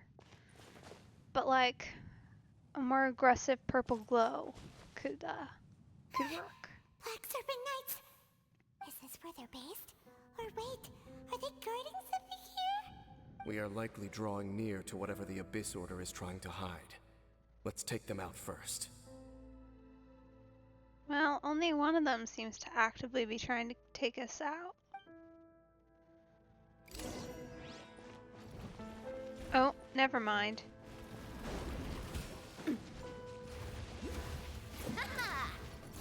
Coming at ya! Coming at ya! Attack! That's the way. Rude.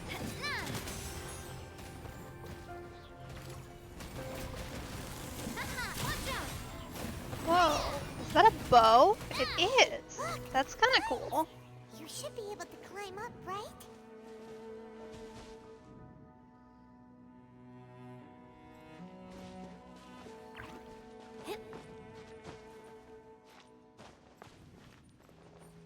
Oh no. Really? Come on.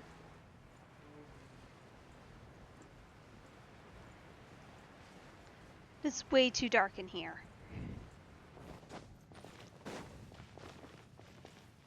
Here. You know what? I know there's a setting for that.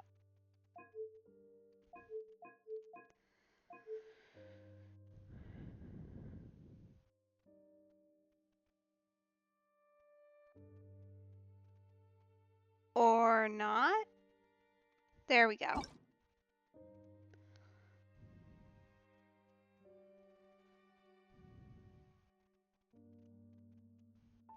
Try that for right now, so that we can hopefully at least see the ground.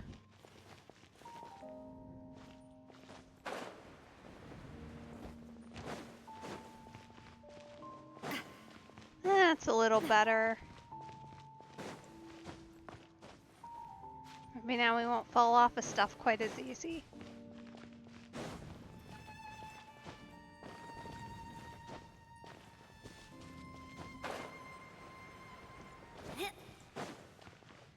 Okay, there are the vines. That's where we're trying to go.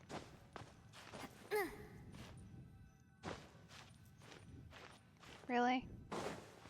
Fine, I'll go up your stupid wall crack thing. Oh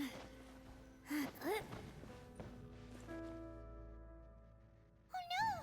More Black Serpent Knights! Oh. Well, that was clearly an attack. Huh? They're not coming after us! Are they just trying to scare us off? These knights seem like they're hiding something behind them. Looks like some hilly churls. Hold on, I think they...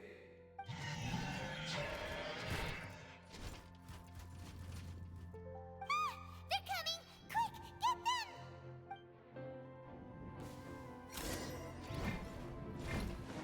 Ha! Coming at ya! Coming at ya! Fire! Still feels a little bit rude to come into their home and assault them like this. Gotta say. Leave it all to me, as a good knight should. Like, obviously we need answers, but... Coming at ya! This one in particular, probably unnecessary.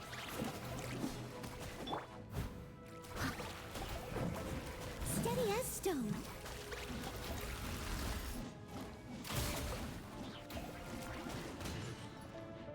Coming at ya!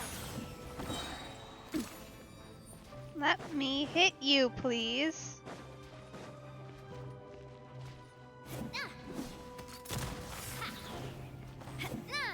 You're just the worst. There we go, finally. That was the last of them. Now, let's see what it was they were trying to hide. I don't think I want to know, actually.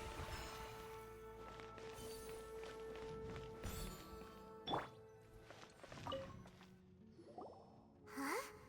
What's this? So, the Black Serpent Knights have nothing to do with the Abyss Order's secret. Huh. I should have guessed. So, what exactly is going on with these hilly churls? As I said, for these hilly churls, the end is nigh. They have grown old and fearful of the light, even become one with the darkness. And yet the curse continues to corrode them. But why would the Black Serpent Knights want to stay here and guard them? It's their job.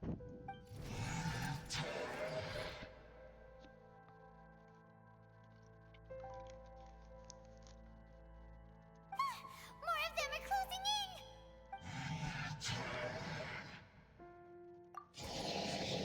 It's him! The guy that came out of nowhere and disappeared again!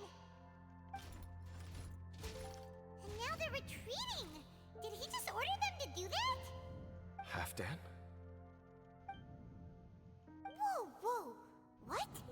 You recognize him? Could it be? If it's as I suspect, then this is a truly tragic state of affairs. Dane? You want to know why they were gathered here guarding the hilly churls, don't you? It's because as far as the Black Serpent Knights are concerned, they're simply doing their duty. The one who ordered them to retreat just now, I suddenly recognized him. I knew him as a young man, an elite in the royal guard of old. His name is Halfdan. So, he's from 500 years ago too? To this day, I still remember the final orders I, the Twilight Sword, gave to Halfdan on the day of disaster in Kanria, before I made haste back to the palace. Inform all Black Serpent Knights to protect the people of Kanria at all costs. Because we, of course, were royal guards. But this would mean nothing in the events that followed. Royals, gentry, common folk. These identities made no difference. Against the might of the gods, the only identity that mattered was being from Kanria. These Black Serpent Knights have lost their intellect. But perhaps, in whatever remains of their minds, they are still protecting the people of Kanria. If you see these ruins as Kanria in the throes of disaster, and these hilly churls as the people crying for help, then suddenly I can make sense of what I'm hearing. Their growls are less of a threat and more of a warning. Then, what are they saying? Though it is barely discernible, I can just about make it out. They keep repeating a word from the old language of Kanria. Even I have to admit, The fact their will is strong enough to survive 500 years of erosion. It is nothing short of a miracle, born from hopelessness. Oh, so Paimon had them all wrong. It doesn't matter. Even I took them for enemies for a moment. Let's keep heading toward the light at the top.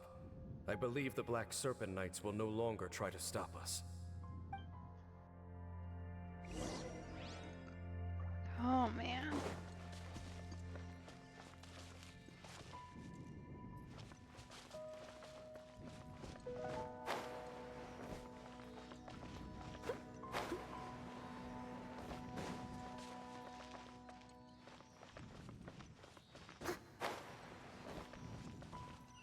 Sure enough, Oh. we aren't seeing any more Black Serpent Knights.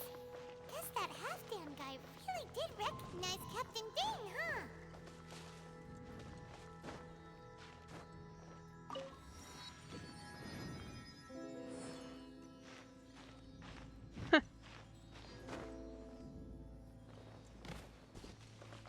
Everything really is upside down, huh? Interesting. All in a day's work. Tell you what though, I honestly am kind of glad they committed to that one. Because they could have just as easily not done that.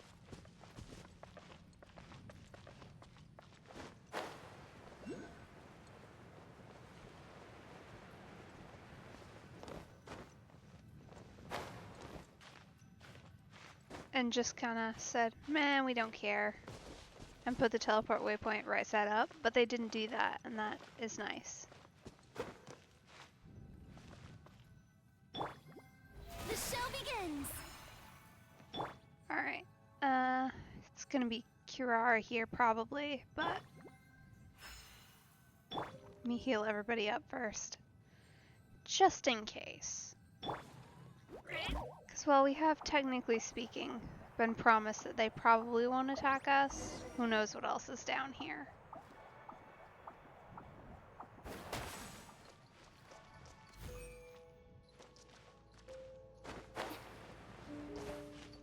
There we go. Alright. Yeah, this is much easier with slightly better brightness on. Why so quiet? I'm just thinking, nothing more. If you're trying to console me, I can assure you there is no need. Fine.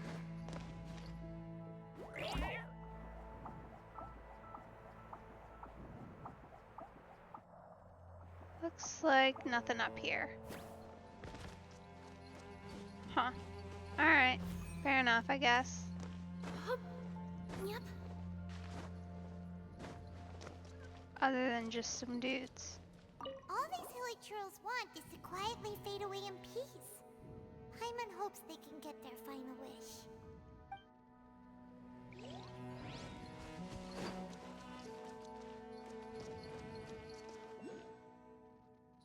Alright, let's see. Where are we meant to be going? This way.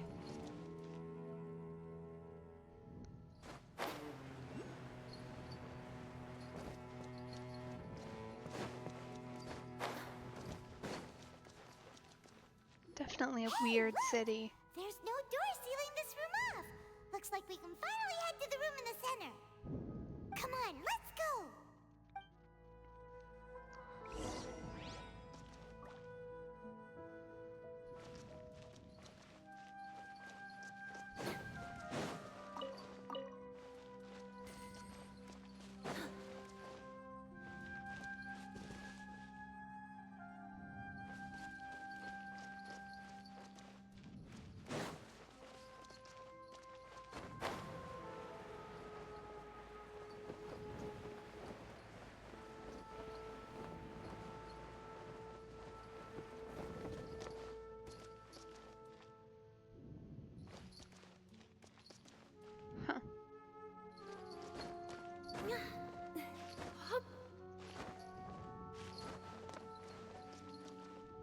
Okay.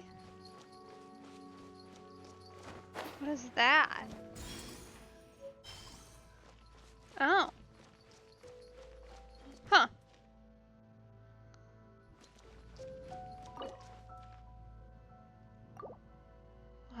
have any of those.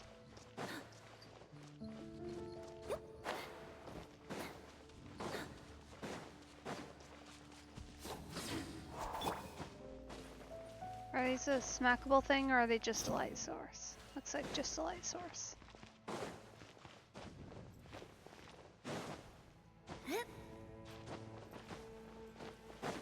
Ah, that's where we're meant to be. Look! Up there! A water pool! Whoa. Even the water pool is upside down. Oh, wow! This is a pretty amazing place! Dane, do you have any idea at all how it works? The pool must be part of the entire city structure. A relic of this ancient civilization. And more importantly, it is the very thing that is weakening the curse. Here, my whole body feels more at peace than it has in a long time. The effect is stronger here than it was before. And I think it's because that water pool has something akin to a cleansing effect. Cleansing? So that means the water in that pool can wash away the curse for good? No, that would be impossible. How are you so sure? I have lived with this curse for 500 years, and I have been fully conscious the entire time. Suffice to say, no one understands the curse like I do. It is a way of branding us at the level of the fate of the world itself. When a god applies a curse, it takes effect at a higher level of reality than the person themselves. Even now, I can feel the curse slowly permeating my entire being, becoming part of me, slowly but surely replacing me. Oh gosh. That's horrifying. What even is the point of it? Like, why? Perhaps it may be possible to suppress the corrosive effect of the curse for a time, but cleansing it entirely. Consider it tantamount to burning away an integral part of your body. It is not a process that one could ever hope to survive. Huh? Cleansing the curse cost you your life? Whoa. An irreversible curse! Paimon can't even imagine! In any case, I can feel that the water's cleansing effect is not nearly potent enough. At most, it might suppress the curse, but a little. So, what's that contraption there? It looks kind of out of place. Frankly, I have never seen a device of this design before either. It is not unreasonable to suspect that it could belong to the Abyss Order. But what could they be planning to do here? Good question. But they have got a lot of hilly churls here. Oh! Concerning. Oh, that gave Paimon a fright! So, all the doors are open now? Oh? Hello. Halfdan's back again! Halfdan, do you have something to say to me?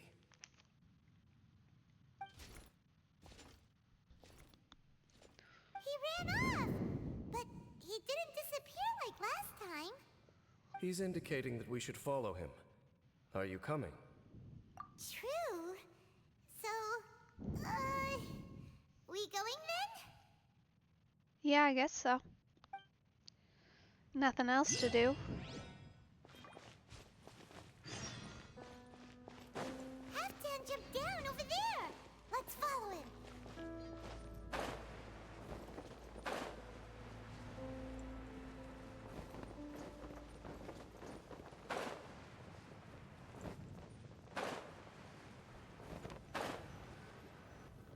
Looks like Halfdan disappeared at the far end of this path.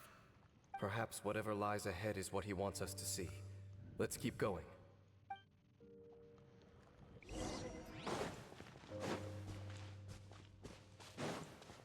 Oh.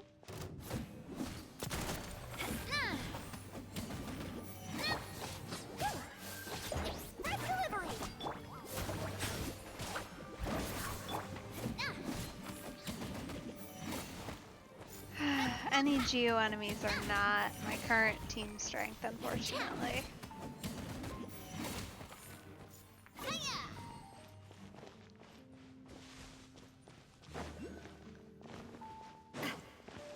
Oh. Huh. Kinda thought that would unlock the chest, not gonna lie.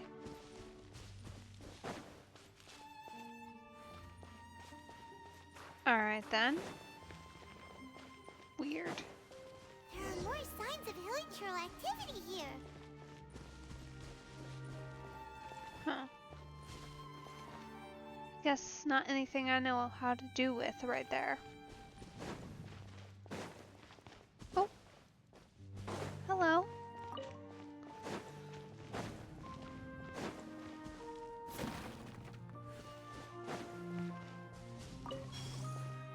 Hello. Why are you blue?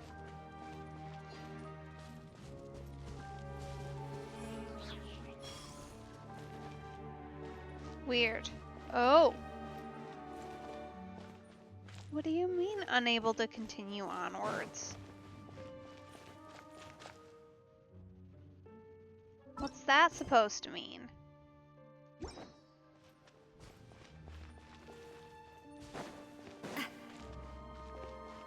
Oh. Is that way into the hilichurl camp? Let's go see. Alright, fair enough. They didn't want us to get sidetracked.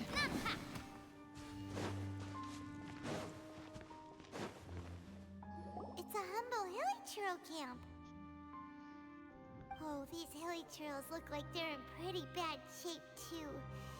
Some of them look like they've already taken their final breath. Is this what Halfdan wanted to show us? Whether it is or not, everything here is worth investigating in detail. Inspect the area. Leave no stone unturned. Alright.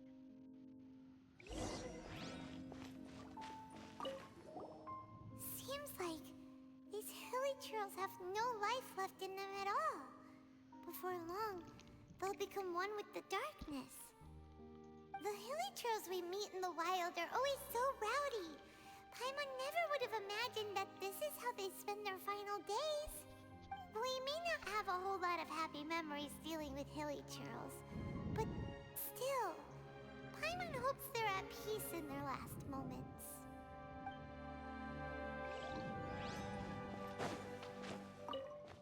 Hilichurls usually store food in crates like these, right?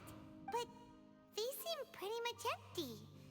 Is it because they're so near to the end that they don't need to eat anymore? Even if they don't need to eat anymore, Paimon bets they still miss food for the flavor.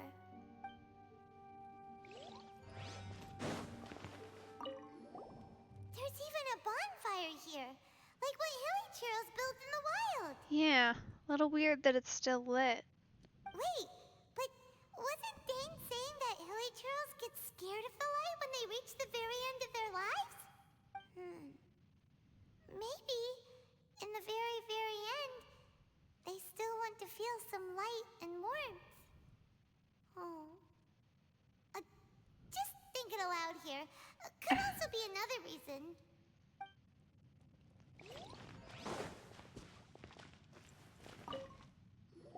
Oh. How did that flower get this far underground? Did someone bring it in memory of the deceased hilichurls? Hey, now that you mention it, Paimon thinks it looks kind of familiar too. Sure does.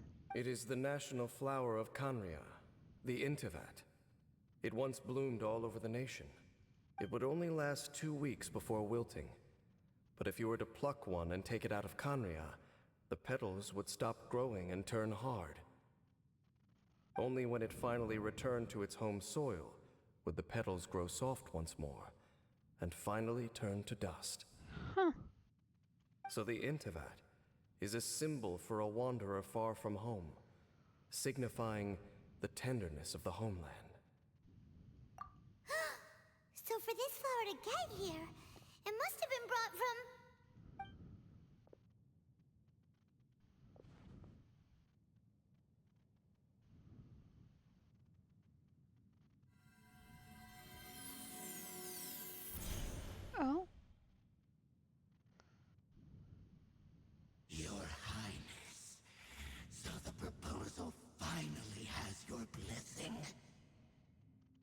focusing single-mindedly on confronting the heavenly principles, we neglected our original mission, the revival of the homeland. I should not have been so indecisive.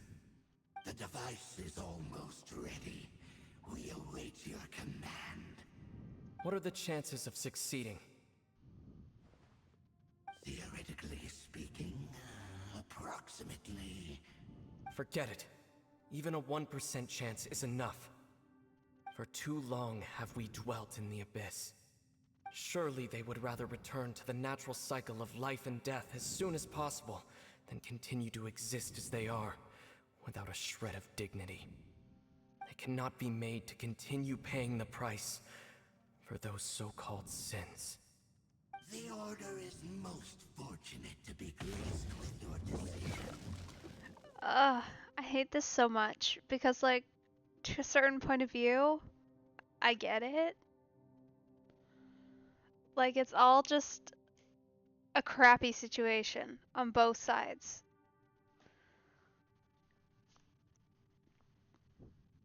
Ugh. That's the worst.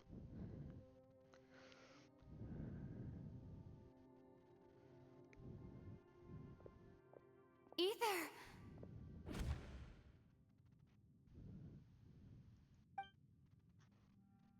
You saw something, didn't you? Can you tell me what it was? Yeah, you zoned out for quite a while there.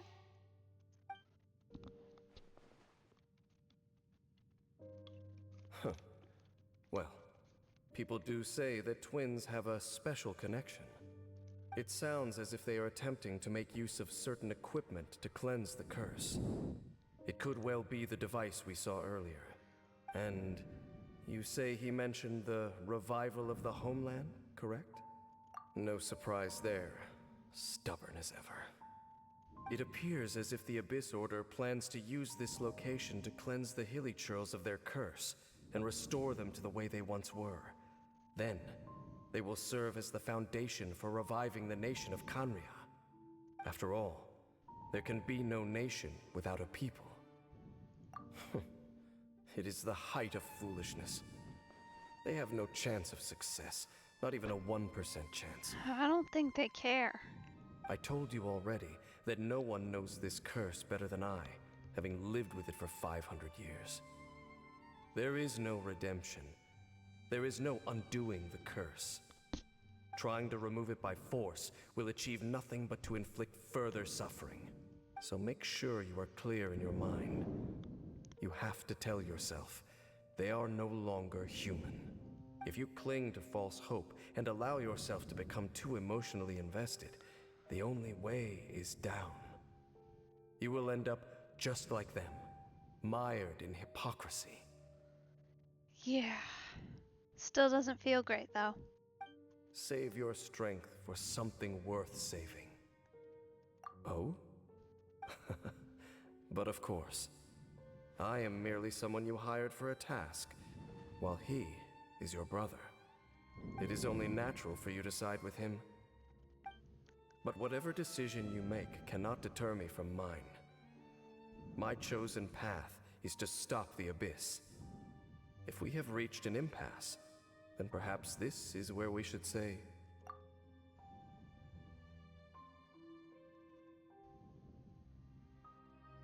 I see.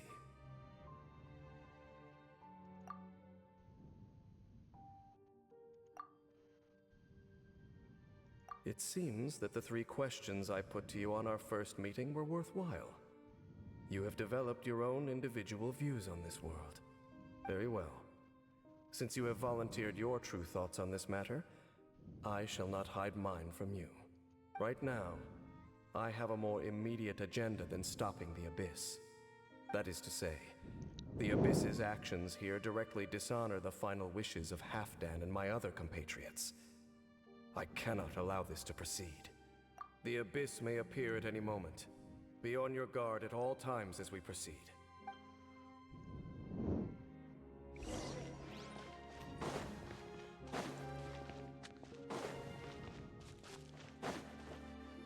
We can see the Upside Down City from here, too. Wait, watch out!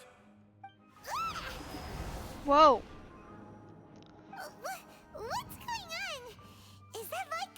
the room in the center? Ugh, it's too bright! The mutation is continuing. Has the Abyss made its move already? I see your incessant meddling continues, and that you have once again joined forces with our Highness's kin. Regrettably, I was not in time to control your exit from the network, and it sent you here of all places. This was a catastrophic error. I am surprised that you dare to face me. You ran like a coward last time. Our Highness's will must be done. All interferences must be removed, whatever the price to pay. This time, the curse that torments our people must be undone, once and for all. You are the only ones who torment them. There is nothing else left of those hilly churls. Nothing besides the curse itself. Say what you wish. I am going nowhere, Dainsliff. Then you will give your life just to delay the inevitable. How absurd. But since you wish to persist, then so be it. You really think you can use that device beneath the pool to cleanse this curse? Do not underestimate the winds of the abyss. That device cannot provide the cleansing effect of the water lord.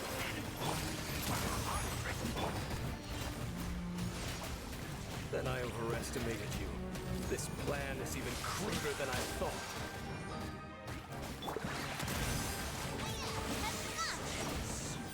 Oh man, that's like the worst form of shield. Ah, how rude.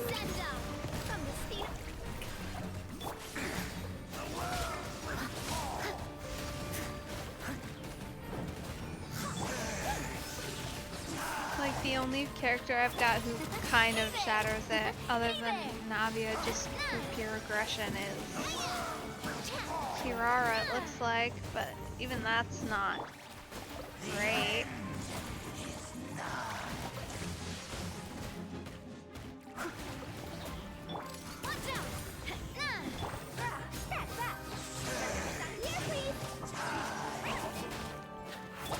Steady as stone, as a good knight should. That might help, maybe. There we go. You've been hunting this Abyss Hero for ages! Now you finally got him! There's no time to celebrate. The Abyss Order's device is activating, but there's still time to destroy it. Alright, let's go!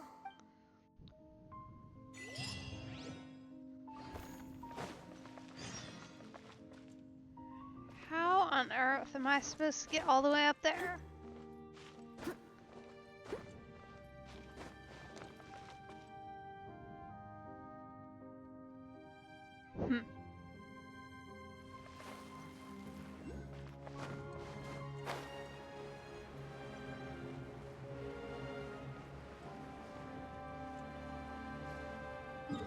Alright. This feels like a teleport situation.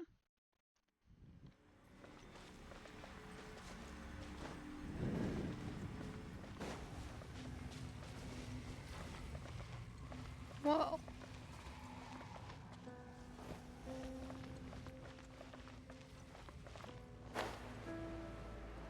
Alright.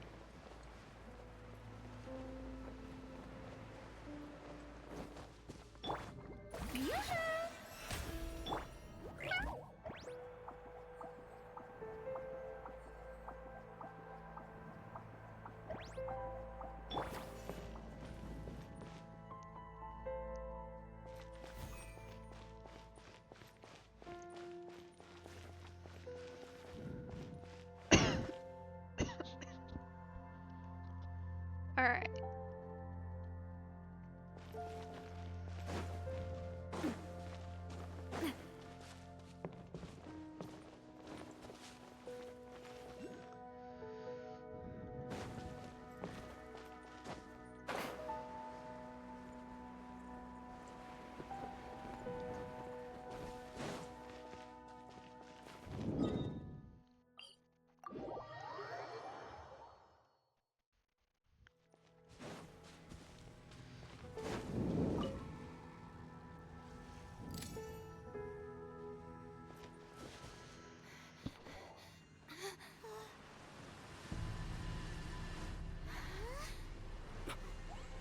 the amplification device.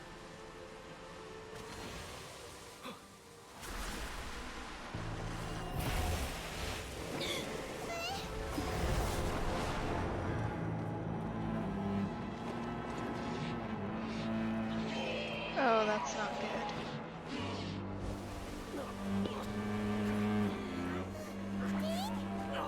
Am I too late? They're in agony. This is no way for them to meet their end. Find a way to stop that thing.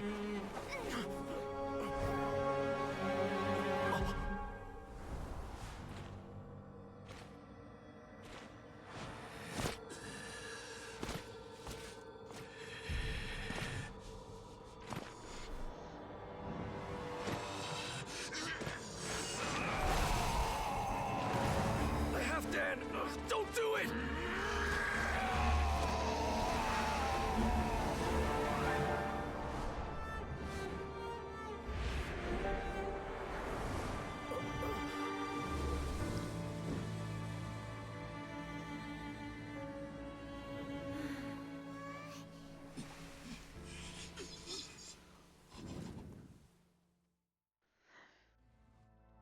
I thought he would have been turned to ashes in an instant.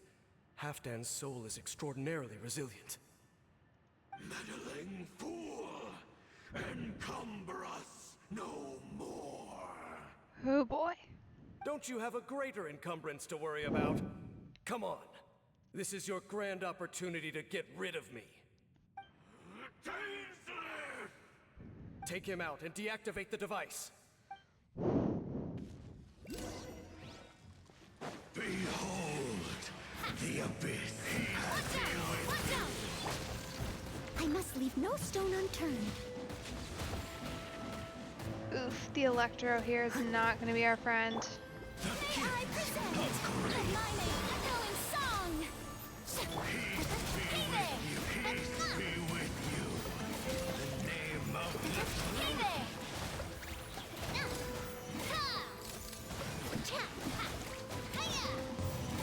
Coming through! the truth shall set you free.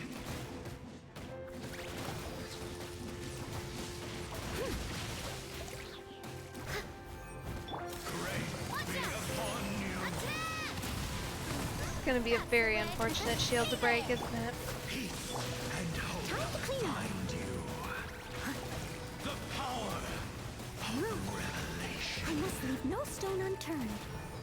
The truth shall set you free. The truth shall What do we do now?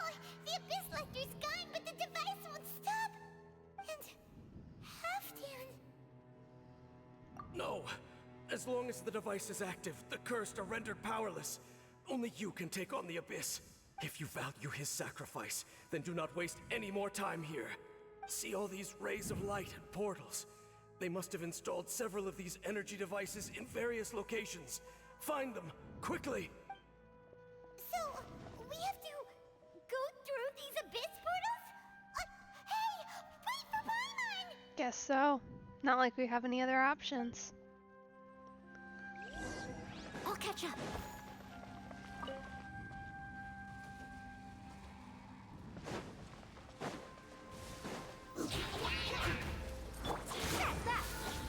Coming at ya!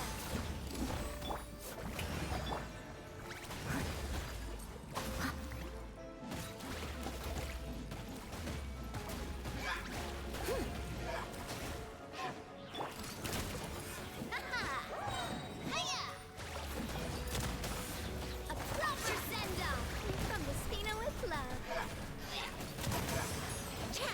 Holy trails are really suffering. Oh, wait! Dang, this must be unbearable for you too, right? Never mind that!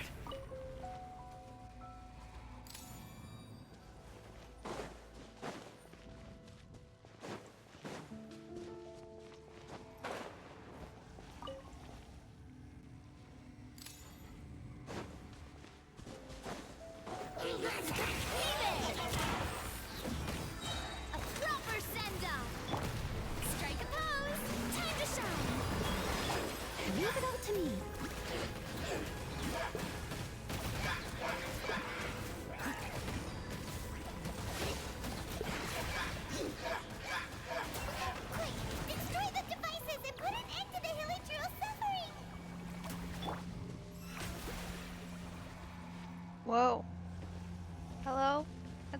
like to leave, please. Thank you.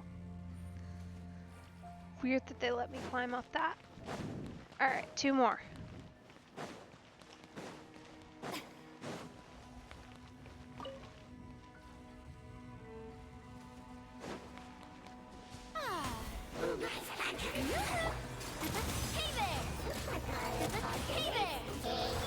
Steady as stone, as a good knight should.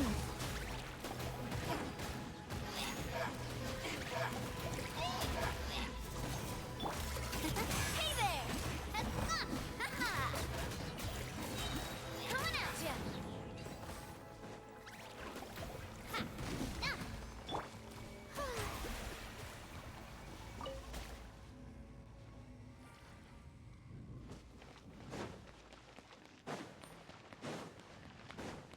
One of the weirdest things I find about Navia's skill is that her little summons will attack any enemy. Doesn't necessarily any entity essentially. It doesn't even necessarily have to be an enemy.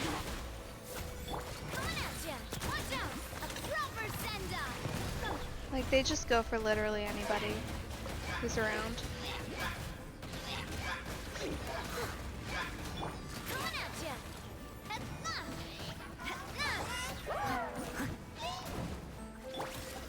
This one's got your name on it!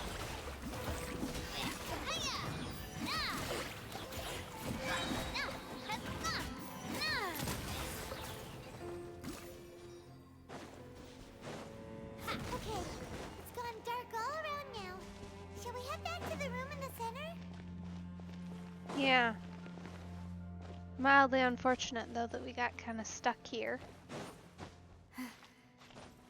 Hopefully this can take us back. Oh. Well, that was a wholly unnecessary portal. Alright. So, that's it, right? The device is fully shut down now? The burning sensation has indeed stopped. So, we managed to stop the Abyss Order's plan? Let me check. Dane must be really upset. Of all the ways to be reunited with one of his former comrades after so long, this is rough. Let's go.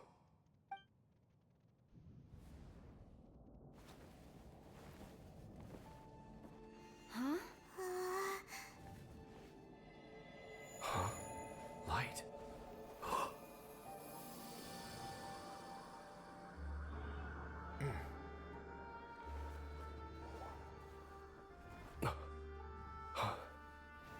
Apologies, Captain Dainsliff, Twilight Sword.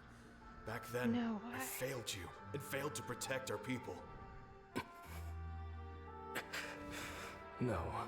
For 500 years, you have faithfully done your duty. To this day, I am proud of you all.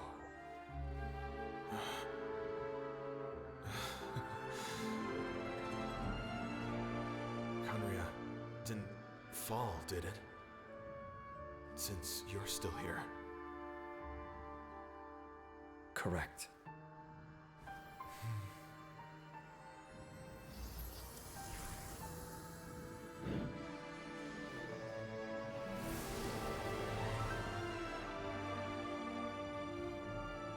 So, no need to revive the homeland.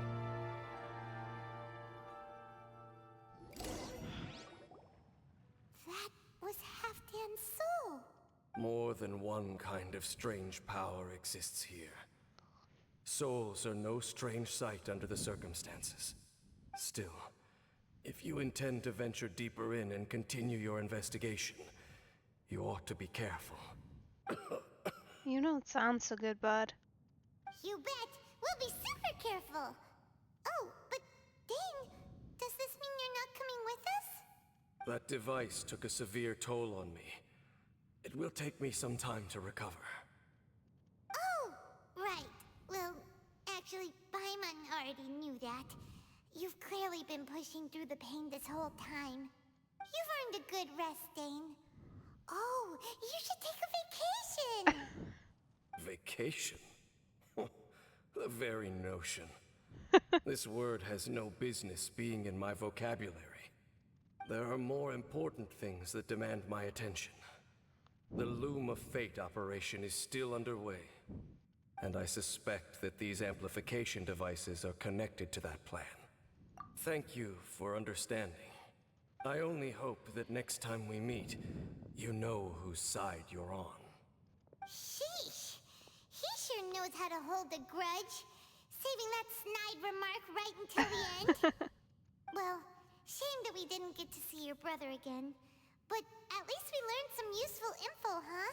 At least there's that. As long as you keep pressing on with your journey, you guys will definitely meet again. And everything will be back to normal. Right? I don't know about that. But I hope so. Oh, Paimon almost forgot. The real reason we came here was to investigate what was going on with the Hilichurls, wasn't it? We've probably seen enough to report back to the miner now. But, how are we going to explain it to him? This is all way too complicated for regular people to understand. We'll figure it out. Just don't forget about the commission when we're done here.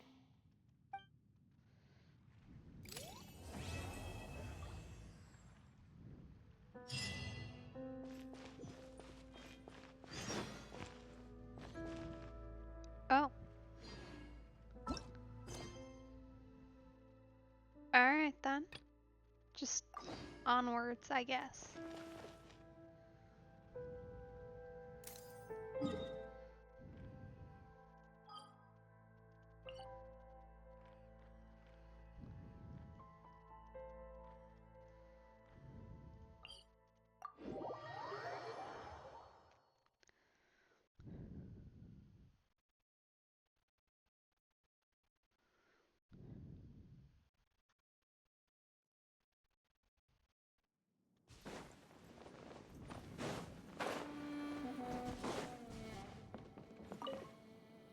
Mr. Miner, we're back and ready to report. Am I glad to see you again. I was getting nervous. First, I figured I'm paying a fair price and these are professionals, but then I thought, oh, goodness. I'd hate to send someone off on a strange commission and then for something bad to happen to them. I'd never be able to forgive myself if he came to any harm. Don't you worry, mister. It was nothing we couldn't handle. Anyway, we're back, aren't we? And the good news is, we got to the bottom of what's been going on. Excellent, excellent. So then, what's the situation down there?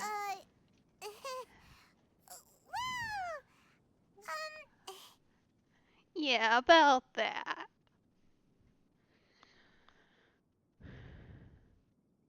Huh? Hospice? Basically, the Hilichurls down there don't want to fight anymore. Leave them in peace, and they won't cause you any trouble. Well, we certainly wouldn't be going out of our way to provoke them. You can count on that. Last thing any of us miners are looking for is to stir up trouble. All we're looking for is, well, all the glitters. Now there's a philosophy that Paimon can get behind.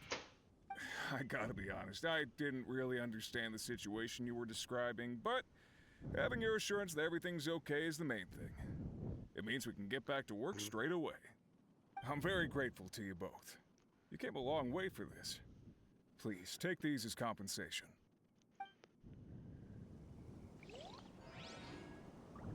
Ooh. Fun. All kinds of goodies. Alright. Well, that's an annoying location compared to where the waypoints are.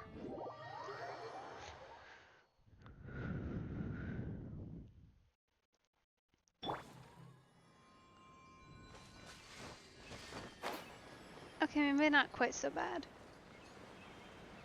The map vertical was not clear here.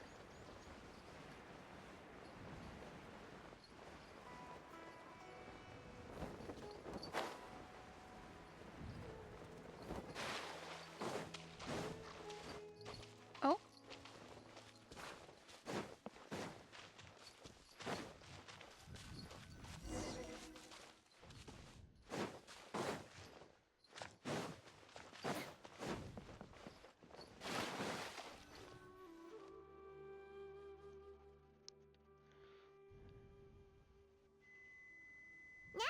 it to Sumeru, our next objective should be to head to Sumeru City and find a way to meet with Lesser Lord Kusanali. And speaking of Lesser Lord Kusanali, even though we haven't heard too much about her, she doesn't seem to be the same deity who abducted your brother. But even so, people call Sumeru the Nation of Wisdom, you know. If we can get a chance to meet the God of Wisdom, maybe she can give us some useful information. That would be helpful. I'd take it if we could get that. Be nice.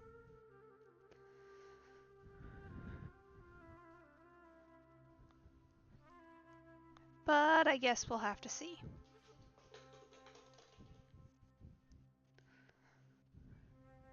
But, Paimon doesn't know the way to Sumeru City. Maybe we can climb up to that spot with the statue of the Seven on it. That'll give us a way better view of things. Even if we can't see exactly where the city is, at least we'll be able to check for some smaller settlements nearby. Oh. Wait a second. Look! There's someone up ahead! How convenient. Perfect timing! Now we can just ask for directions rather than wander around like lost adventurers. Hey there! We're not from around here and seem to have gotten a little lost. We'd like to ask for some directions. Yeah, you're being ignored, Paimon. Did they not hear Paimon? Hey! You over there! Could you give us some directions? Huh? What's going on here? There's no way she could have missed that. Wait! Could she be ignoring us? How dare she? Well, even so, she might be heading someplace where we could find other people to ask. Let's keep our distance and follow her. What a great way to be not labeled as suspicious by guards or anyone. Following random people. Come on, let's follow her. Just keep quiet. Make sure she doesn't notice us. Yeah, I see the statue. I'm good, thanks. I really want to make sure you don't miss that one. Small waterfall and then suddenly vanished. Let's go take a closer look.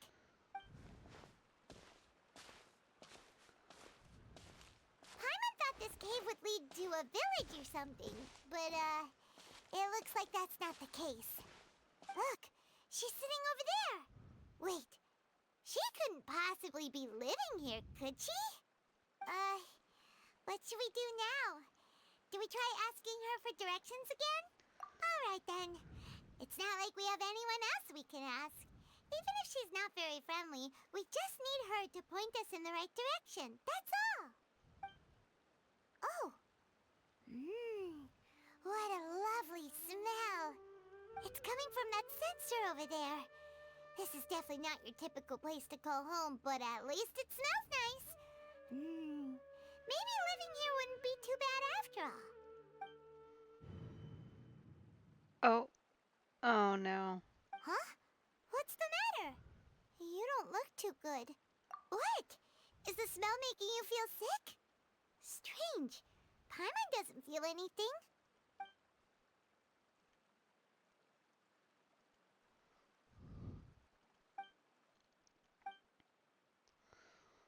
Oh no. What's happening? Traveler? This is no time for a nap. Oh, come on. Naturally.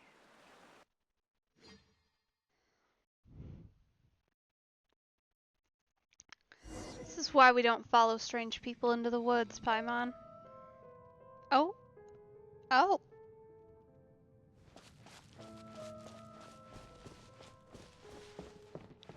Well, alright then.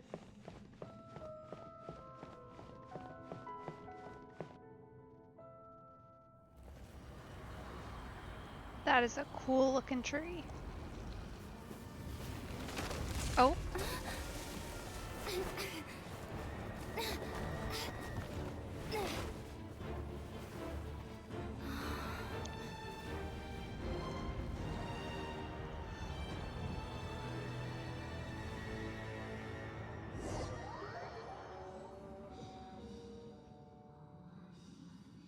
What the heck?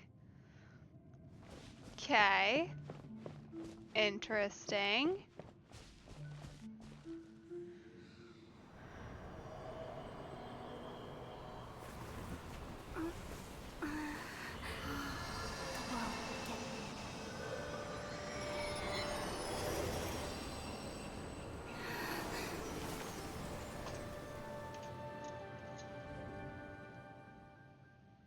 Huh.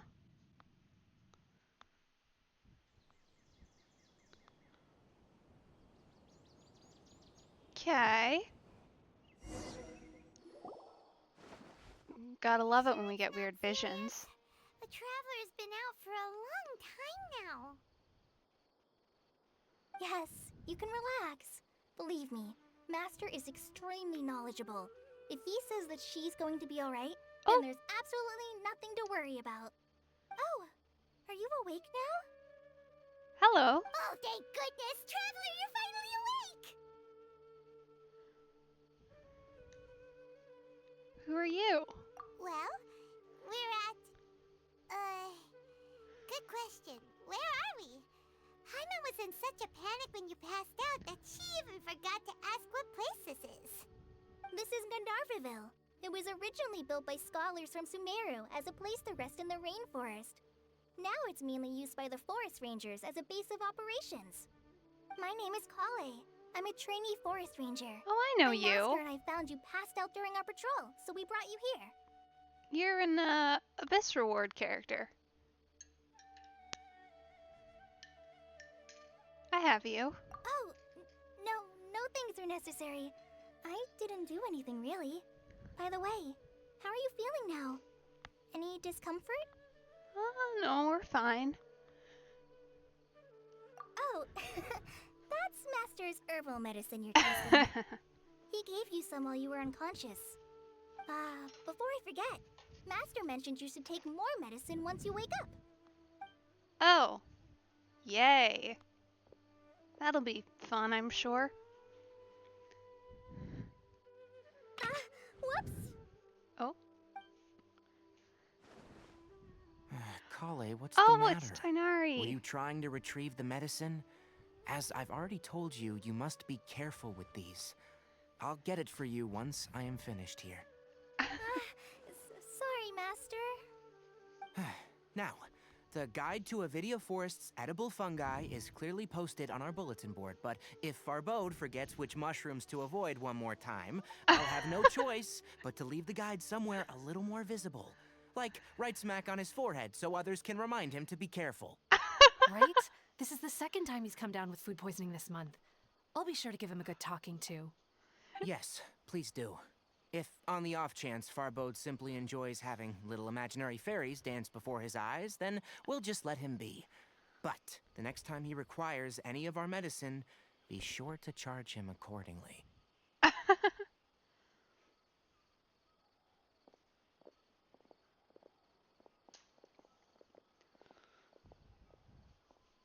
So, how are you doing? Feeling better? Oh, this is my master, Forest Watcher Tighnari.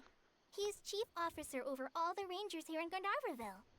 I already informed Paimon about the reason you fell unconscious earlier. But now that you're awake, let me explain it for you as well. It is common practice for Sumeru scholars of certain darshans to dedicate themselves to training in meditation in isolated areas, particularly the nearby forests. While meditating, they use a certain incense known as Spirit Borneal to help calm their minds as they enter a state of deep rumination. In hopes of asking directions, you two followed a scholar named Hypatia into her cave. The incense you smelled inside was the Spirit Borneal I just mentioned. That incense typically has no effect on most people, but for a very select few, it can have profound effects on one's cognition, as you experienced firsthand. Does that make sense? Yeah. Good explanation. Very good. Now, answer me this. Did you feel anything after passing out? Say, any out-of-body experiences, or did you see anything while unconscious? Yes.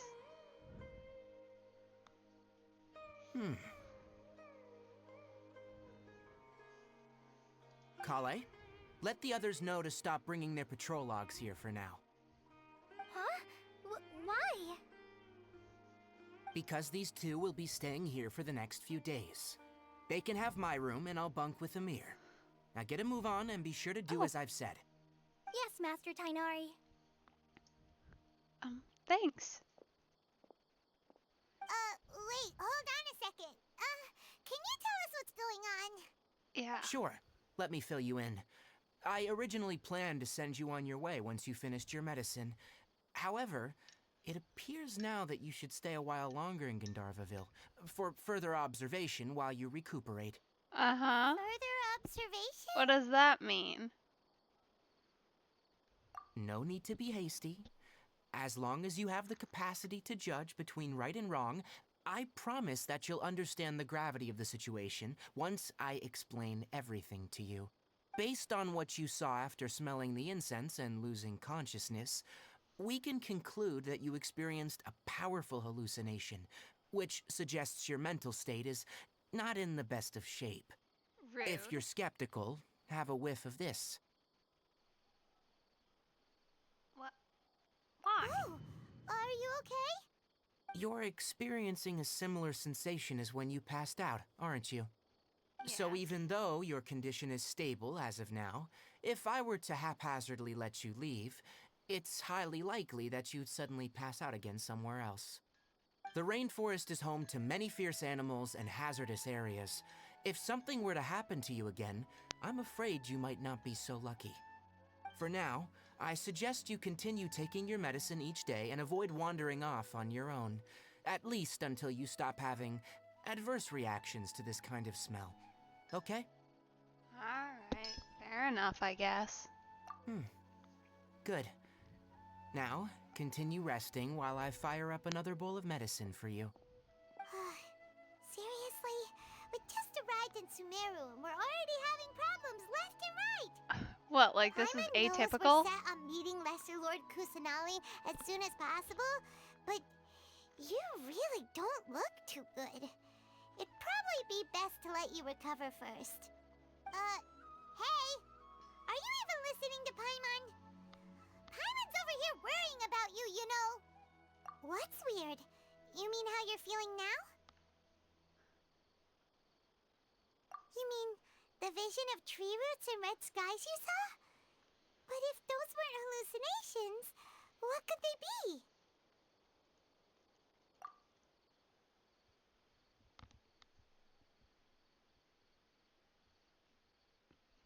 Well, considering how unique you are, Paimon trusts your judgment here. But why didn't you say anything about it to Tainari? If he misjudged your condition, then there's a chance you could get worse, right? Huh? You mean that Tainari already knows that what you saw weren't hallucinations? But if that's the case, why would he try to hide that from us? Oh, Paimon gets it now. That explains why you were so quiet earlier. Yeah, I don't exactly know That settles him. it then. We'll So stay I don't here exactly to rest trust up him. and figure out what's going on with your hallucinations. But it seems like asking Tainari might not be an option anymore. What do you think we should do? Yeah, exactly my thoughts. Coley might be more willing to let something slip. Good idea. Kale's pretty friendly. We can ask her tomorrow about what she knows regarding the Dendro Archon and customs in Sumeru.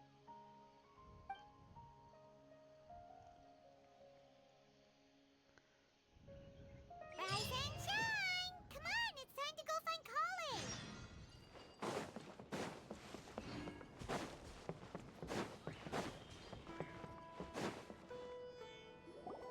All right, next let's see your right hand. Not bad.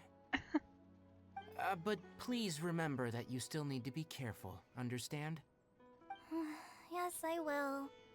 By the way, Master, I still haven't received the patrol route for today. Look, Kale, today's patrol will be a long one, so you won't be coming along this time. Besides, there's a chance we may encounter... well, you understand. But I have a vision too! Am I useless is to everyone now? Don't talk like that, Kale. This is not something you need to be worrying about right now. Ah, there you are. Feeling any better? Yeah, since we'll be staying here for now, we thought we might as well try lending a hand around here. Seems you're not the type to sit back and take it easy for a while, huh? In that case, perhaps Kale could take you two for a patrol south of Gandharvaville for the day. And if you're feeling up to it, you can be responsible for cleaning the Statue of the Seven. Tighnari, we're ready to head out. Got it! I'll be right there! Alright, we'll be heading into the forest now. I'll leave any further details to Kale. Yes, you can count on me. So, Kale, what exactly are we going to be doing today? Tighnari mentioned cleaning the statue just now, but, that doesn't really sound like the job for a ranger. Well, a forest ranger's responsibilities can be pretty diverse. They handle a variety of tasks, like checking the condition of outlying roads, maintaining forest facilities, ensuring fire prevention standards are met, and providing assistance to travelers and locals. As for Master, well, he has to handle more dangerous areas of the rainforest. Today we can perform routine checks on the pathway lamps as we make our way to the Statue of the Seven. Paimon, traveler, this way! You can leave the task of checking the lamps to me. In the meantime, you two can keep an eye out for anything unusual.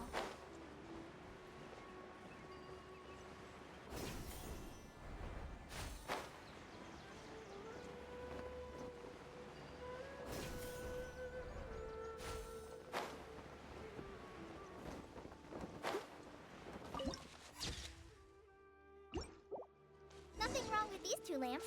Let's move to the next ones. Oh, this lamp seems to be getting a little wobbly.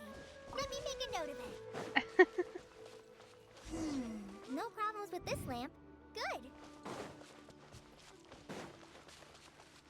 Makes me wonder what the deal with her is exactly. Because clearly, she's just being given random tasks to keep her out of trouble here. Not that they aren't important, but... The Statue of the Seven is up on top of that large rock formation. You must have seen it when you came down this road before. It's pretty high up there, isn't it? Don't worry. If you're afraid you can't make it up there, I'm sure Master wouldn't mind if you don't clean the statue. Oh? I guess I'll leave it up to you then. There's not much footing once you reach the statue, so be careful up there. Paimon will fly up with you and help you with those hard-to-reach areas. By the way, Kale, do you know anything about the Dendro Archon? You know, what's she like? That depends. Are you referring to Greater Lord Rukkhadevata or Lesser Lord Kusanali? Huh? Greater Lord Rukkhadevata? Oh, is that the name of the former Dendro Archon? Uh-huh. Greater Lord Rukkhadevata was Sumeru's first Dendro Archon. She created the rainforest as well as the Wall of Samiel around the desert. Her works provided a means of peaceful living for everyone. To the people of Sumeru, she's not only a symbol of wisdom, but also of power and kindness. Unfortunately, she disappeared in a great calamity that occurred a few hundred years ago. According to what Master has told me, the sages later found the newly born Dendro Archon and whisked her back to Sumeru. To celebrate the reinstatement of their lost deity, the sages dubbed her Lesser Lord Kusanali and let her reside in the sanctuary of Sarastana. Uh-huh. Then what happened? Well, and then... I'm not too sure what happened, to be honest. Huh? You're not too sure? But aren't you from Sumeru? Yeah, I'm from Sumeru. But... Maybe it's difficult to discuss this topic with strangers. If that's the case, then don't worry, we understand. No, it's not that. I'm not trying to hide something from you. Besides, I don't consider you two strangers. Because you two know Amber, right? Wait, sure do. Amber? You mean... Yes, that's her. I once lived in Mondstadt for a while, and she helped me a lot during that time. You could even say that she helped me become a new person. There's no one like Amber. She lives life to the fullest while always adhering to her strong sense of justice. She's ready to answer the call for action at any moment, but is also very understanding of others. She's like the spark that lights the fire in everyone's heart around her. If you ask me, she's a prime example of a true outrider. She's the first person anyone coming to Mondstadt will meet. You can't help but be enthralled by her charm and enthusiasm, causing you to fall in love with the lands of Mondstadt and... Oh. Sorry. Alrighty then. The work of Outriders is a little different from what you just described, but one thing's for sure. You really like Amber. Sorry. I was rambling on just now. It must have sounded kind of weird. It's alright, Kale. Knowing that you're a friend of Amber somehow makes Paimon suddenly feel a lot closer to you. So, how do you know that we've met Amber? Well, after I returned to Sumeru, Amber and I have stayed in touch by writing each other letters. In one letter, she mentioned that Mondstadt was attacked by a fearsome dragon, but the city was saved by a mysterious blonde traveler and their floating companion. Yeah, that I tracks. knew you two were the ones she mentioned in the letter the moment I saw you. But, considering everything you've been through that day, I thought it'd be inappropriate to bring it up. So that's how you knew. Yep, so please know that you two have my complete trust, really. I wish I could tell you more about the Dendro Archon, but I have been away from Sumeru for some time, and I haven't read any books. Sorry. That's alright. You've already helped us a lot. We had never even heard of Greater Lord Rukkhadevata or the Sanctuary of Surasthana until you mentioned them. Oh, I'm happy that was helpful. There is one thing I want to ask, though. Why do you two want to know about the Dendro Archon?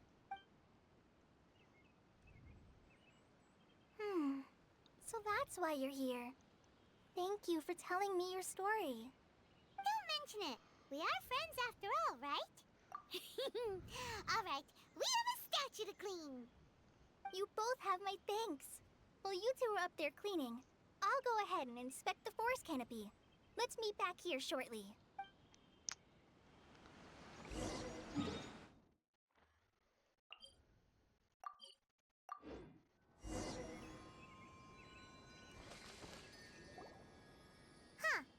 Now that Paimon looks at it, the deity that's carved on the statue is kinda small. Do you think she's supposed to be Greater Lord Rukkhadevata or Lesser Lord Kusanali? The name does seem to fit the statue somehow. Well, anyway, we'll have to figure that out later. Let's get started on cleaning the statue. Paimon will fly up and take care of the top, and you clean everything below.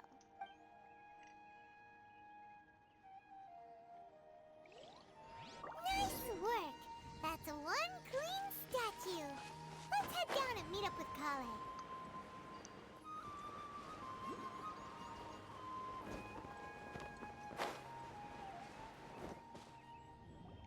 Kale, we're back! Welcome back! You must be tired after all that climbing. Let's take a little break. I brought some fruit and water for us. Yay! Food! What kind of goodies did you bring? Hey, don't be a party pooper. It's not like Kale is a stranger or anything. Besides, the best way to compliment a chef is to show passion for their food. Xiangling taught Paimon that. I prepared a nice portable dish that forest rangers like to eat called pita pockets. I hope you'll like them.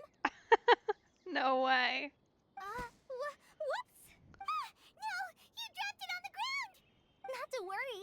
I wrapped a few layers of oiled paper around each pita. They should be fine. Oh, whew. Paimon nearly had a heart attack there. At least she knows she's clumsy. Those pitas are amazing! You're quite the cook, Kale. Thank goodness you wrapped them in paper. Paimon wouldn't have been able to sleep at night knowing something so tasty had been wasted. You really know how to compliment the chef, Paimon. Since you liked it so much, I'll be sure to give you a copy of the recipe sometime. I'll even include all my personal cooking pointers, so you'll be making your own pita pockets in no time. Yay! Thanks, Kale! It's hard to believe someone as diligent as you could have clumsy moments too. Oh, I guess it happens from time to time. So, Kale, don't you think that Tainari's a little too strict with you? He won't let you touch anything without his permission. Paimon knocks stuff over all the time flying around the Traveler, but she's never said anything. Everyone has their clumsy moments. No, you've got the wrong idea about Master. Sure, he may seem a bit harsh at first, but with some time, you'll see that he's actually very kind-hearted. If you say I've so. heard the veteran rangers say that Master is from some ancient and mysterious race that is known for their cunning wit and reclusive nature. But Master is actually very kind at heart. Oh, by the way, you've heard of the Academia, right? Well, there's a group called,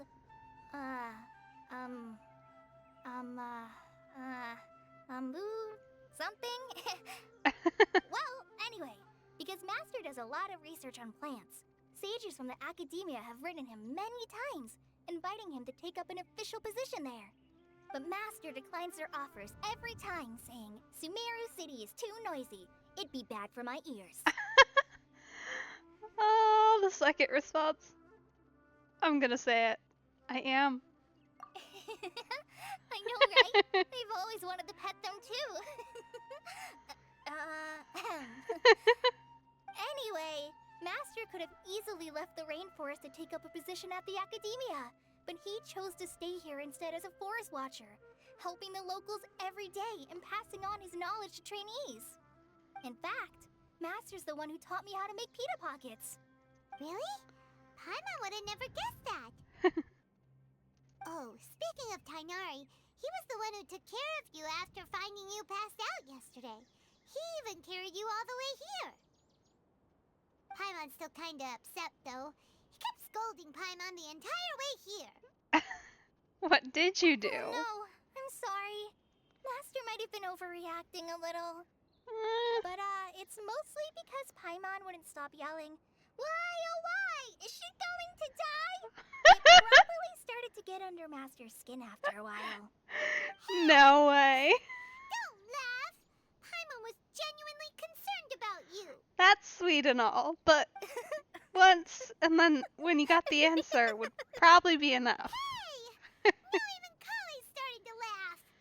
Ugh, that's it! Paimon won't forget this. It's time for some Paimonial wrath! No! Don't touch me! Oh.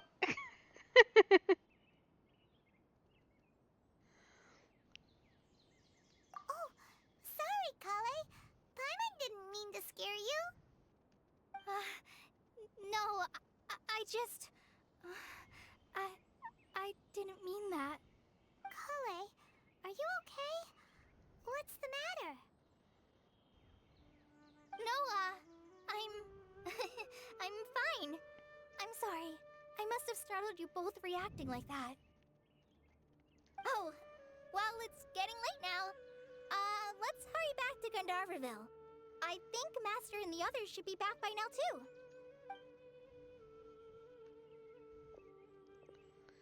Huh? What was up with Kale just now? And why is she in such a hurry all of a sudden? Look, she's practically running back. Paimon can't even see her now.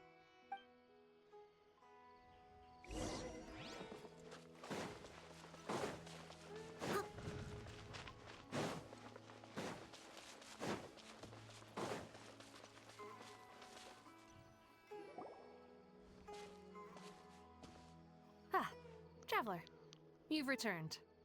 Yep, we're back. Have you seen Kale by any chance?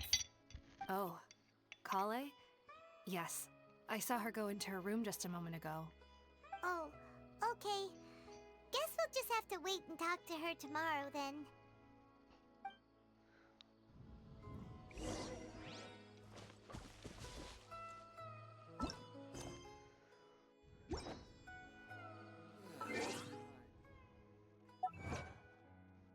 see if we got anything interesting here.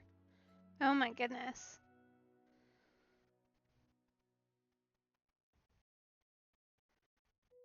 All kinds of stuff, but nothing funny.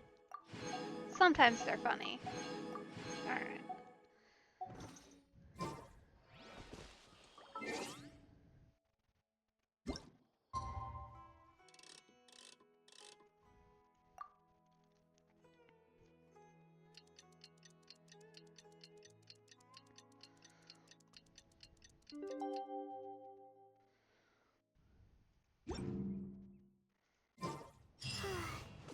Paimon was thinking all night about what happened with Kale, and still can't figure out what the problem might be. Well, maybe Tainari will have some answers. Ah, it's you two. I was just about to go look for you. Huh? Tainari? What are you doing here? Where's Kale? I came to check on Kale's condition. To put it simply, she's not well. You mean she's sick? How could she be... Oh, wait a minute. Could it be because of what Paimon did yesterday? No need to worry. Something as small as you could never harm her. This sickness is something that Kale has been dealing with for some time. Kale has been more excited than usual since you two arrived. A little too much so, to be honest. She hasn't remembered to take care of herself. I suppose it's understandable, though. She hasn't been around anyone she considered a friend for some time now. It must have been refreshing for her to have you two here. So, Tainari, what's really wrong with Kale? Let's take this conversation elsewhere. Yeah, Kale a little just rude fell to ask asleep when after she's taking right her over medicine. there. She needs some peace and quiet.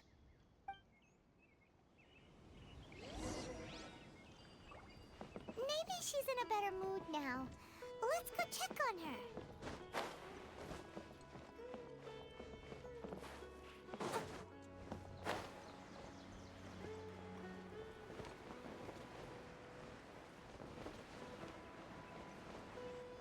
Ah, there you are. Where are we going?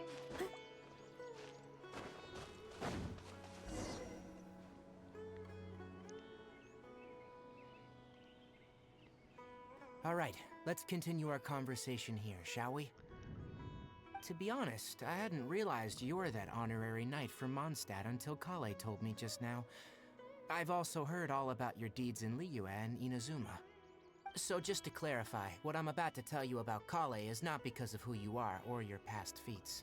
Instead, I am going to tell you because, well, because Kale asked me to. And honestly speaking, I was against Kale revealing her past to you. But she insisted, saying you two treated her with sincerity and as a friend. So now she wishes to reciprocate the gesture. So, Tainari, what exactly is wrong with Kale? You said this is something she's been dealing with for some time. Just how serious is it? Right. Ever since she was a child, she's been afflicted with a disease called Elazar. Elazar? Yes. It's a disease unique to the lands of Sumeru. It is characterized by dark and hardened scales that form on the body. At first, the afflicted may only feel mild numbness on affected areas of the skin. However, as the disease progresses, one may begin feeling fatigued and even experience peripheral paresthesia. In its final stages, the disease strips a person of the ability to control their own body, and they effectively become completely immobile. That sounds terrifying. Wait, hold on. So when Kale seemed to be acting a little clumsy earlier, it was because... Correct. That would be the effects of Elazar, which is precisely why I do not want her carrying or holding anything, lest she ends up hurting herself. Oh man. I guess that makes sense why you don't send around trolls too. With appropriate treatment, the disease can be effectively controlled before it progresses to a more serious stage. However, there is unfortunately still no true cure for Elazar. Nevertheless, Kale's mother still hoped that there was something out there. She handed Kale over to an organization known as the Fatui after one of their members lied and said they had a cure. What? The Fatui? Ah, it appears you already are familiar with them. That'll save me some explanation. Anyway, the person who eventually rescued Kale and brought her to me for care said that she had been given to a harbinger known as the Doctor. I have no idea how this doctor managed to do it, but her case of Elazar was completely stable for all the years that Kale was with them. However, Kale's days with the Fatui were anything but pleasant. Kale is a resilient individual and always tries to appear cheerful, but her experience with the Fatui has left deep scars. Even now, she can still feel deathly afraid of someone touching her. Oh, Paimon had no idea Kale's been through so much suffering. Oh, by the way, Paimon, Kale wanted me to tell you that she's sorry for scaring you yesterday.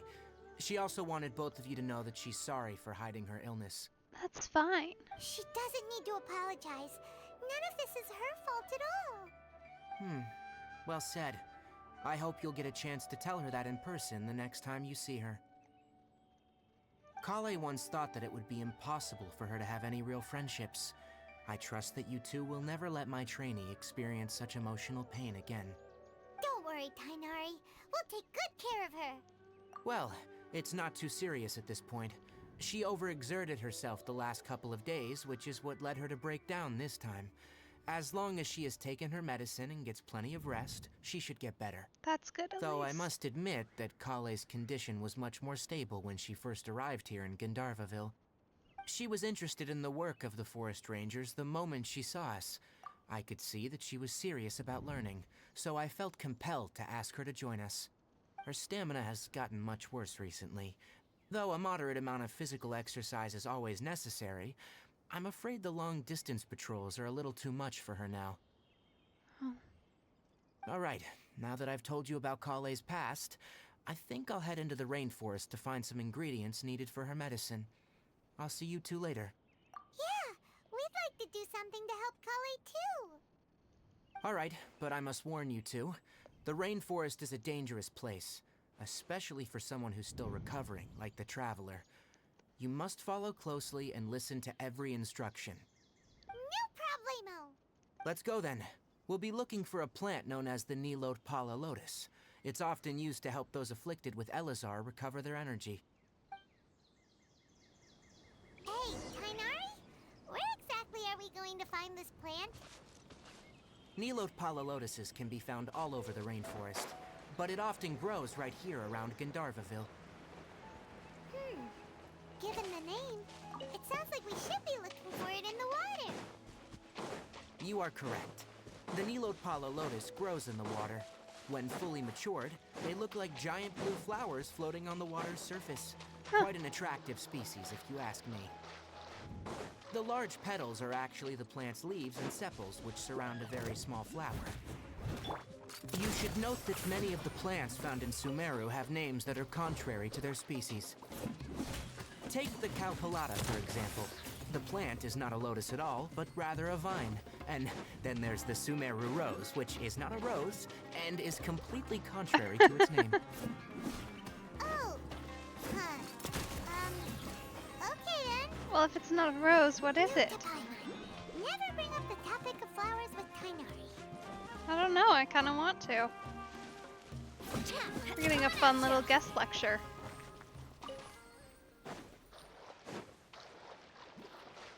I don't dislike lore. Lore's good, especially when it's read to me. Watch out!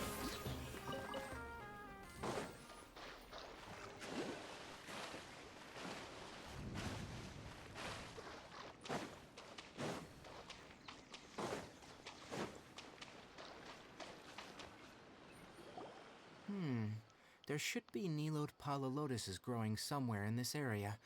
Let's split up and begin searching. If you could manage to gather 4 of them, that would be sufficient. We'll rendezvous here once you've gathered the needed amount.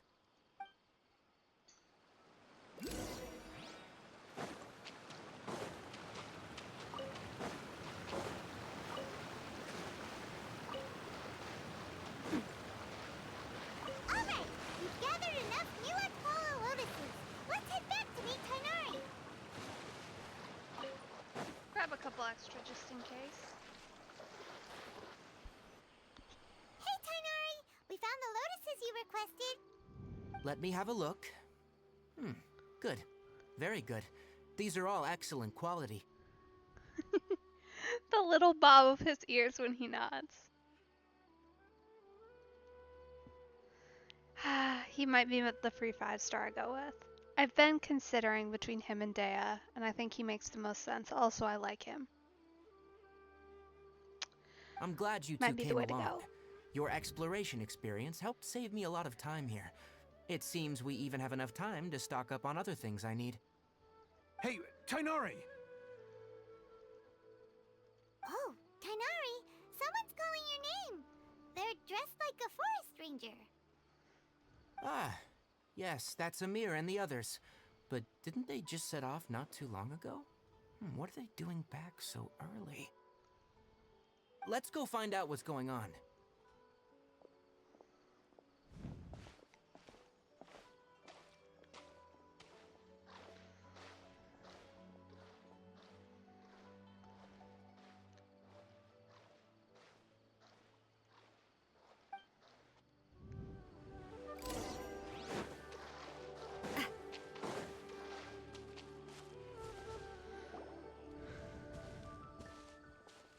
Tainari, thank goodness we found you here. We were just about to head back and find you at Gandharvaville. Huh. What's going on? We just discovered a withering zone. Oh. The withering is back? But the patrol route you were on should have been already cleared just a week ago. It reappeared so quickly. Can you tell me the exact location? It's up ahead, deep in the river valley. It's appeared in a spot that blocks nearly the entire narrow part of the valley area, so we decided to come find you as quickly as possible. Fair call. And the radius of the contamination? Sorry. Forgot we weren't in autoplay. I couldn't get it clear enough for you to tell. No one in our patrol team had a vision, and it appeared to still be spreading.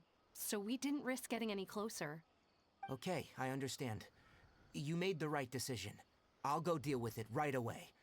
In the meantime, please guide these two back to Gandharvaville. Wait, Tainari, why don't you let us help you? You two have only just arrived in Sumeru. You're still unfamiliar with many things in these lands.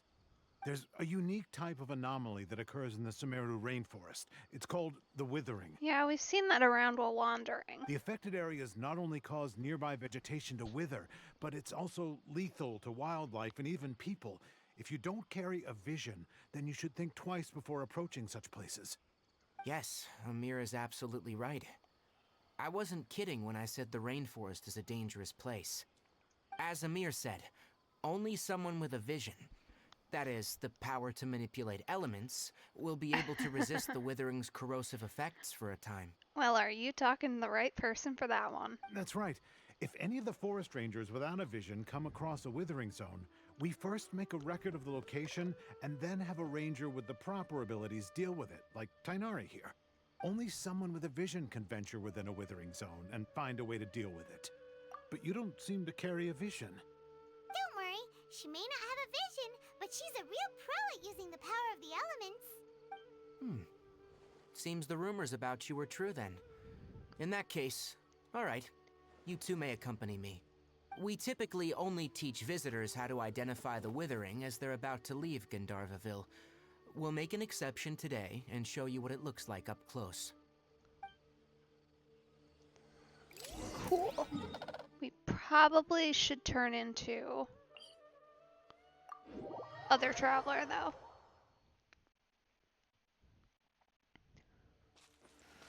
Considering how aggressively they were attempting to shove us at a statue. Alright.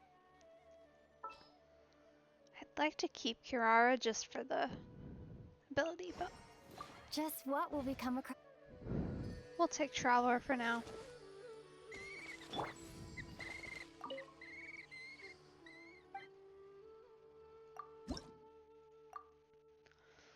So close. Alright.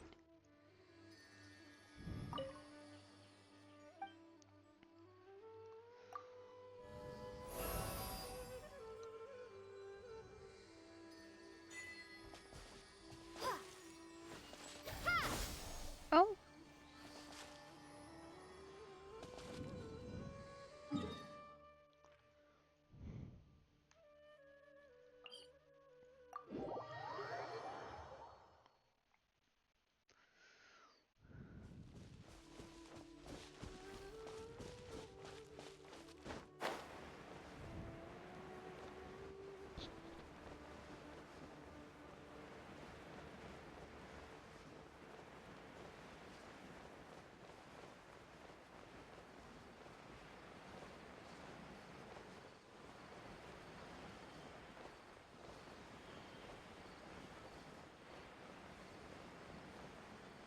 Well, that looks ominous.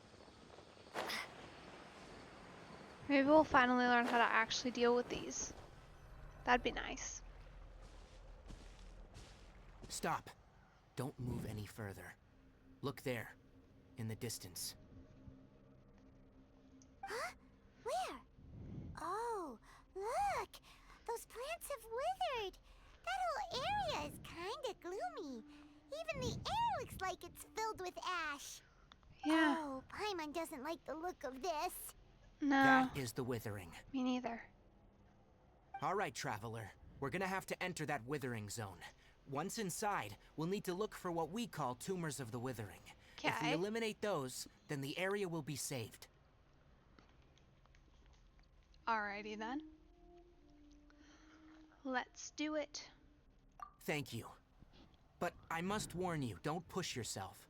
This is your first time handling this sort of thing after all.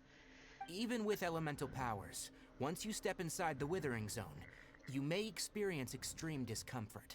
If at any point it becomes too much, return outside the zone and take a breather. It could become a matter of life and death. You ready then? Let's go. Alrighty. Let's go.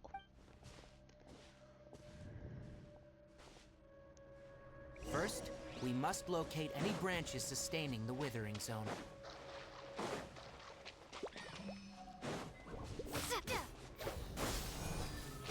Propagate!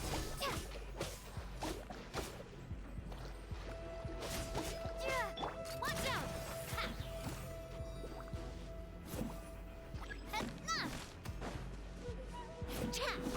Watch out!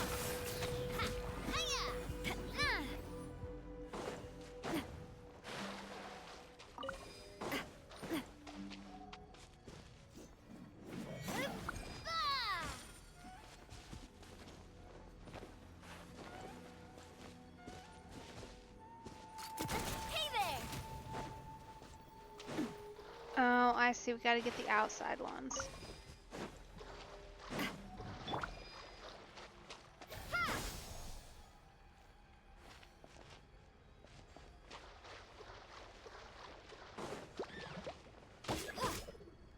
Propagate!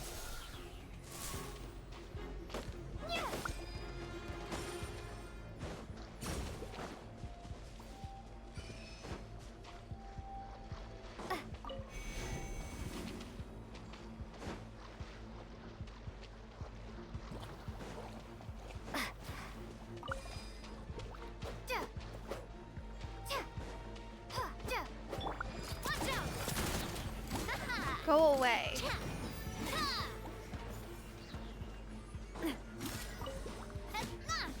Music just got so ominous. Like, nothing's happening. Calm down.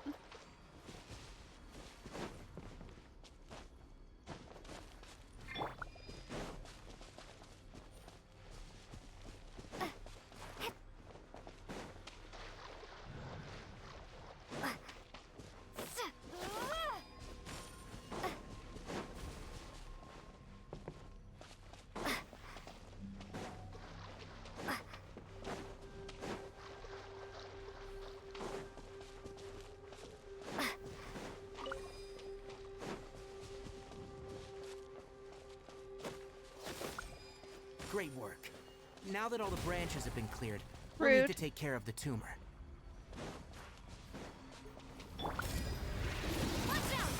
Now! Destroy the tumor of the withering!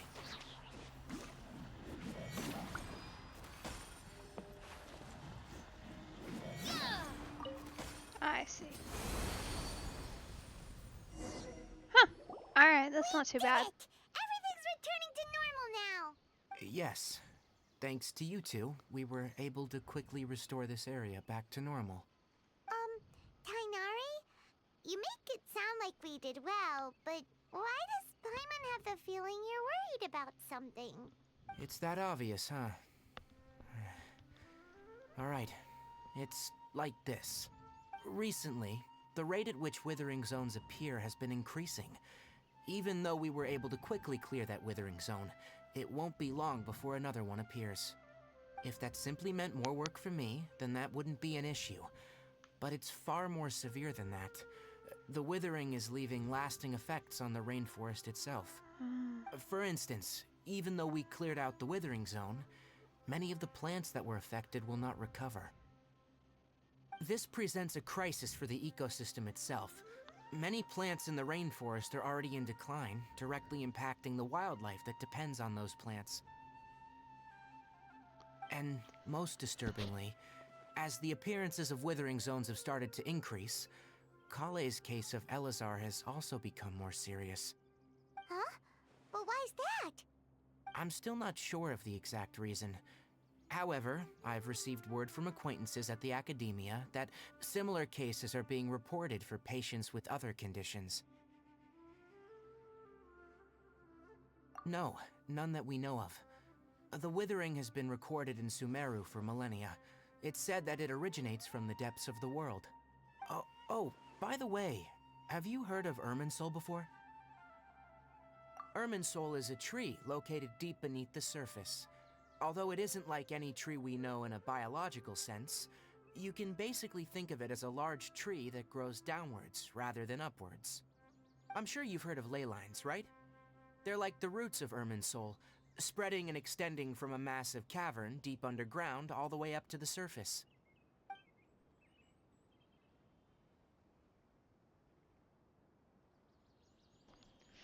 Tree that grows upside down, Ley huh? lines Sounds a continually little like an absorb the upside down memories city. of this world, which are then funneled into Irminsul, allowing it to collect knowledge and wisdom from ancient times to present day.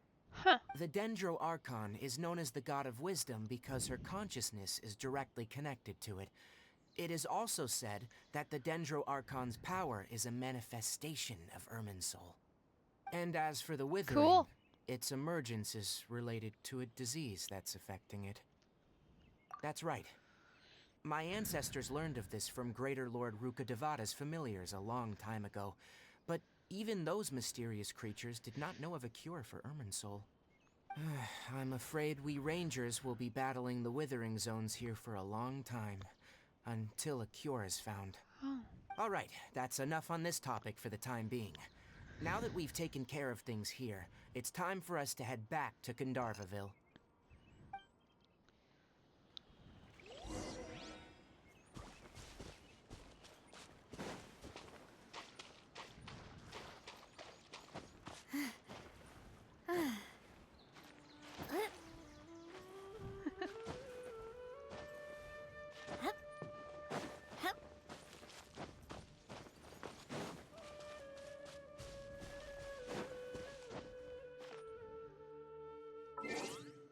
Alright. Well, since it seems like we don't actually need Dendro Traveler here, I'm gonna switch back to Kirara for her traveling capabilities. Anything you need delivered? Because even though she doesn't make sense in this team, necessarily, she's fast. And we need to go up a lot of hills. Yep.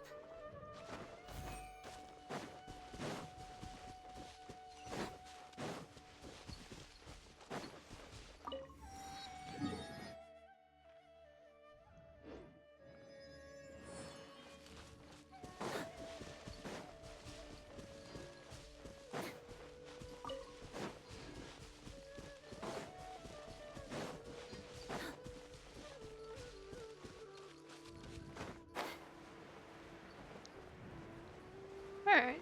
At least this isn't too far. We've been mostly centralized here, which is a little bit nice.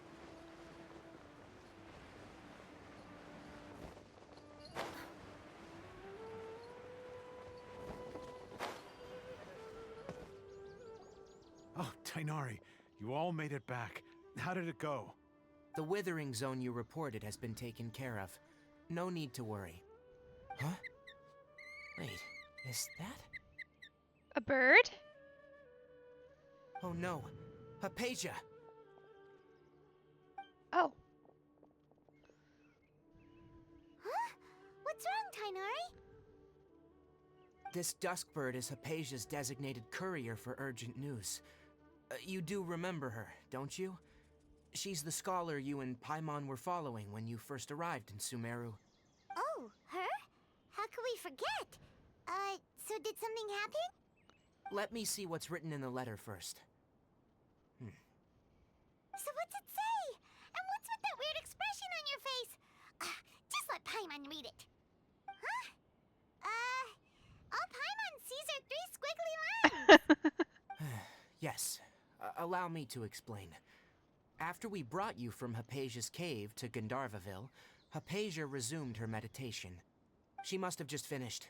It's been nearly 3 days since she's had anything to eat, and it appears she's forgotten to prepare some rations. This letter is her asking us for help. We need to go. What? You mean she's been sitting there for 3 days?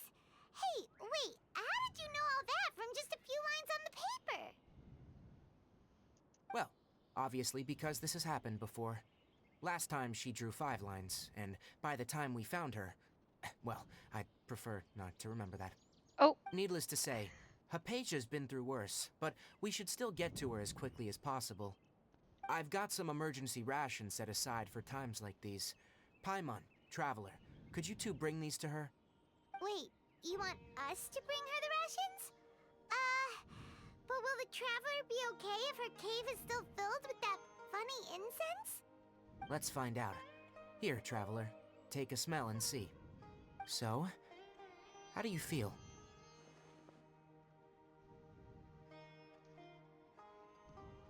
Huh? Really? You're not feeling even a little drowsy? Nah, we're good. But wait, how'd you know that she'd be okay this time, Tighnari?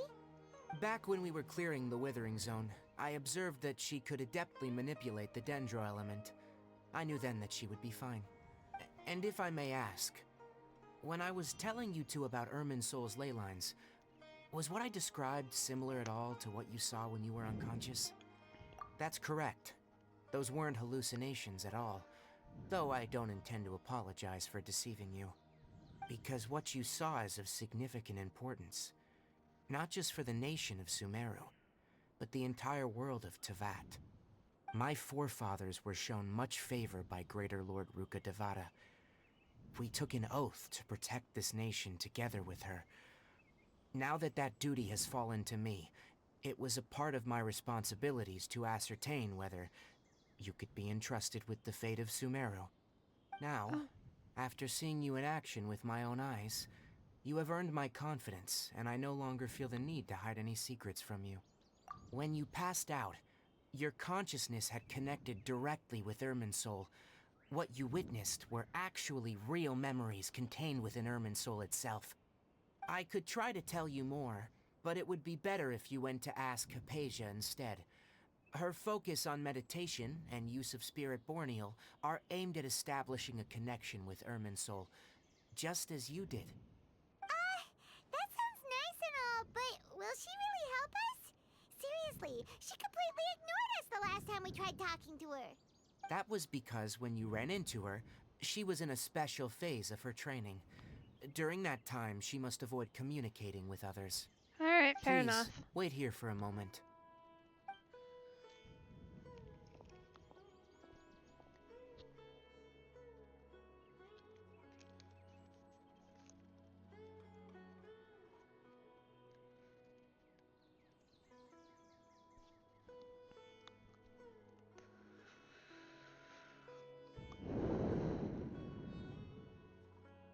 Here, take these. It's a meal I packed for Hypatia, as well as some other ingredients. I'm sure it'll come in handy. Also, here's a letter that I would like you to give to her. Just show it to her, and she'll answer any questions you may have. No, I should be the one thanking you. You've both been a great help these last few days.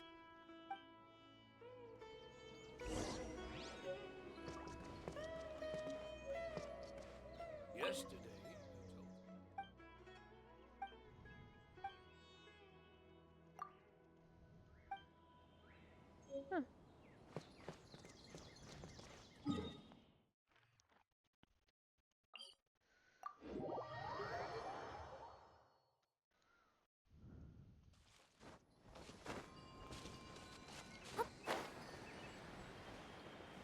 Hypatia should still be in the cave.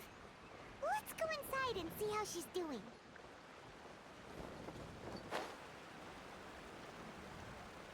Yeah, we weren't far from anyone at all.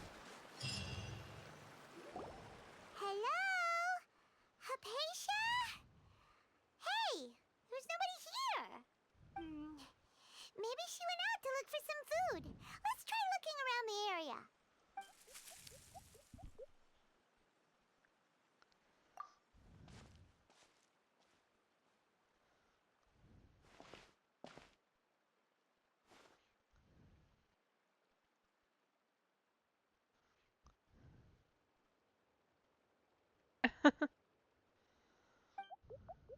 Oh! What is that thing? Hello?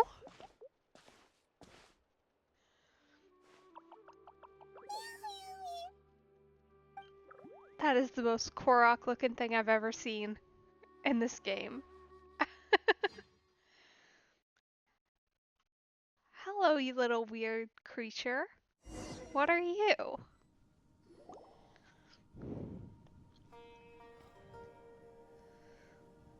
Oh, it's gone. Hypatia, are you alright? So hungry. Need water. There's no way we can get her to eat in her current condition. Let's try finding some water first. Huh? Wait, why does it look super fun?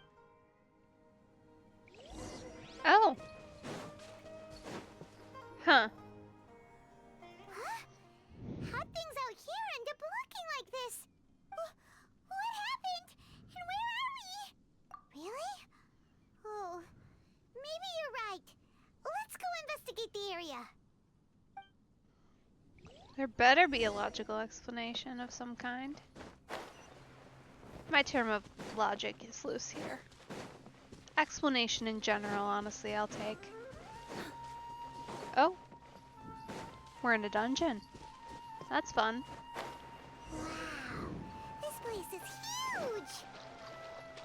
I knew there's something off about that cave. Let's think of a way to get over there and have a closer look. Who knows? Maybe we'll find a lead of some kind. Oh! I already figured this out, but good to know.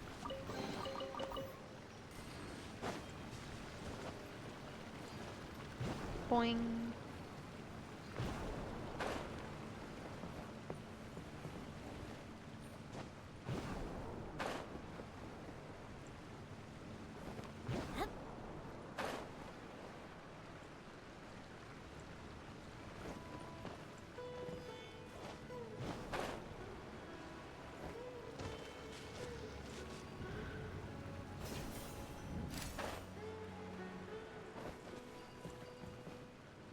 I'm gonna make the assumption we're coming back in here. Oh.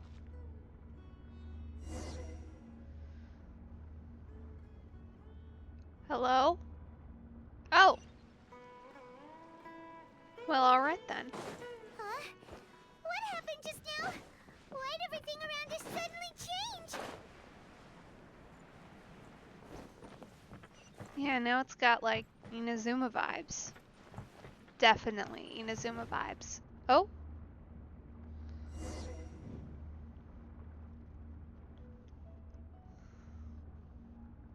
Oh.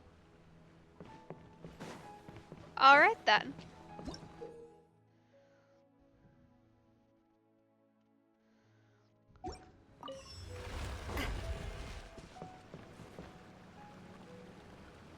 Huh.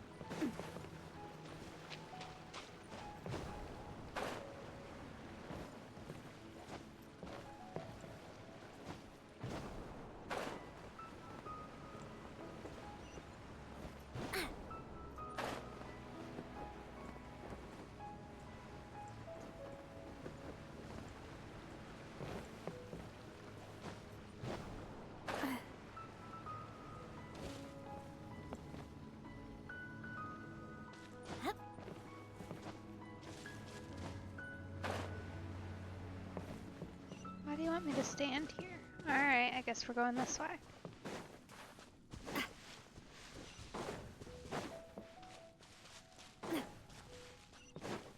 Oh.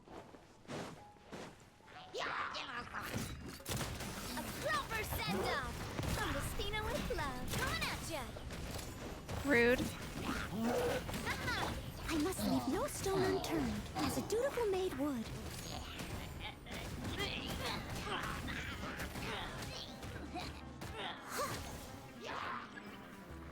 Coming at ya. Watch out. A proper send-off from the Stina with love. Strike a pose. Let my name echo in song.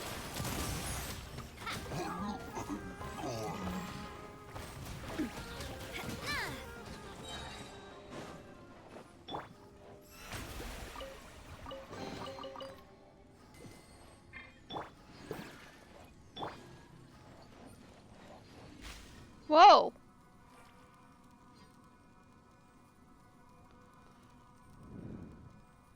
Huh. I got kidnapped by a green bubble.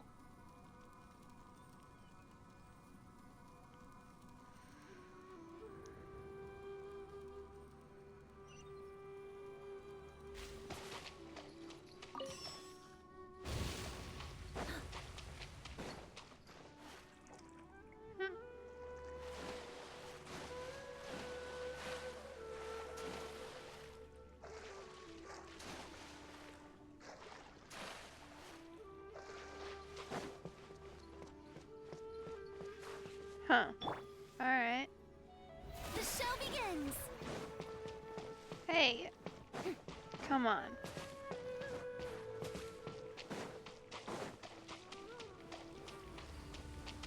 Ah. That makes sense. I'm like, how am I supposed to get out of here? Gotta use our eyes.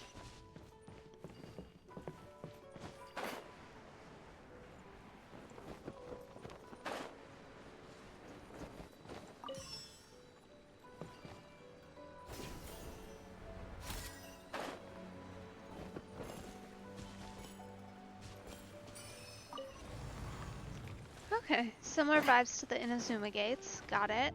Oh, we've been kidnapped again.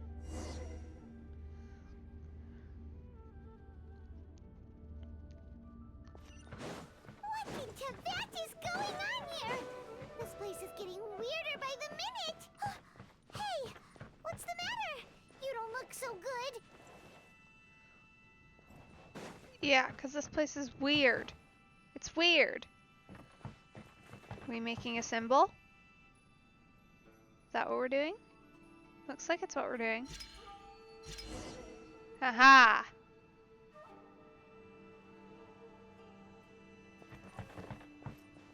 Oh! That just became a painting. And opened the door.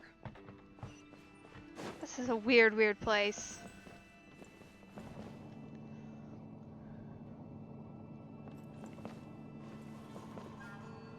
Honestly, not sure how I feel about it.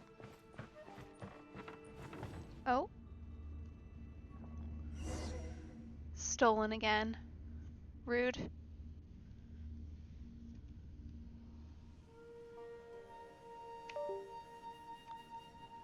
Alright. Guess let's...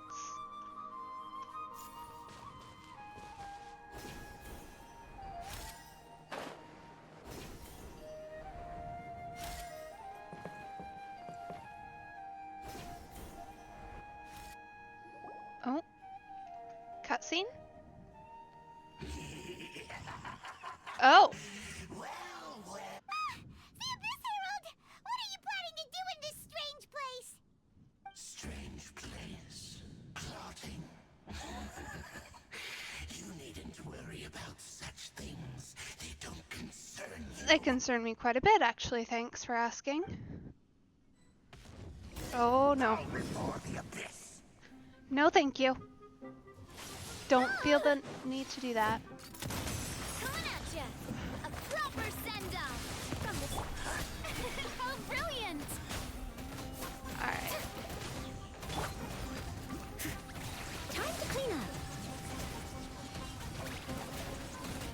Seriously? Stop it, that's my trick. I'm supposed to spin you, not you spinning me. Ugh, not water. Hey there! Anything but that. Shower me with praise! Time to shine! Steady as stone. Wish I had my pyro character still. Oh. Huh? Why can't we beat this guy? Oh, Paimon doesn't get it! We faced others like him before! What's wrong this time? Something's really wrong here. Though you may have managed to avert countless crises before, your good fortune was bound to end sooner or later. It's time you realize how weak and powerless you really are.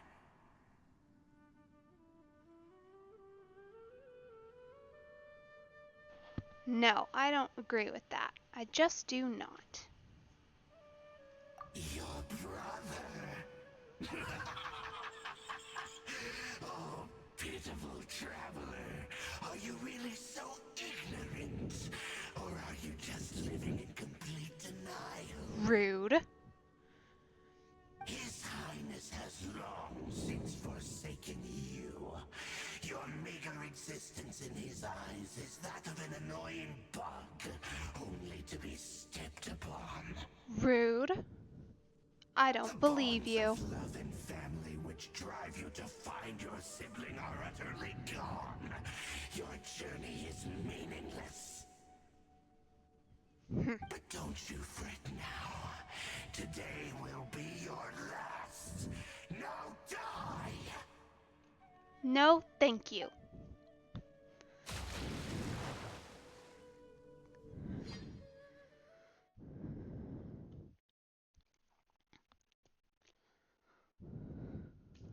Oh. Have we frozen? No. Weird. Oh. Okay then.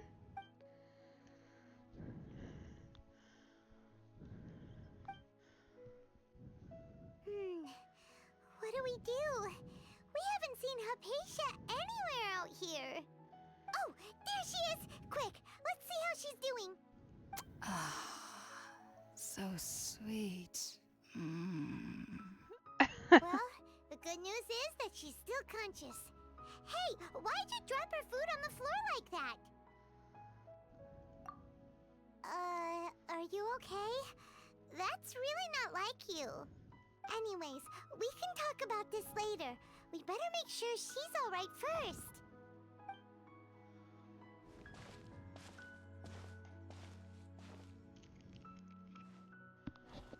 Whoa! Wait a sec. Look at all this fruit lying around her. We can put that to good use. Yeah. Weird that she had it and did Who's nothing. there? Tainari, is that you?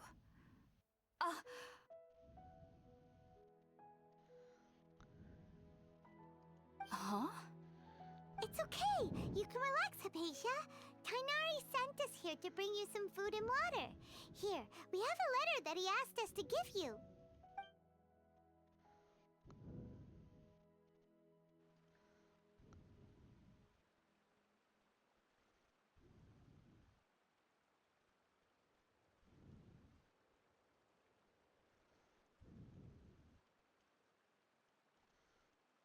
Are we stuck?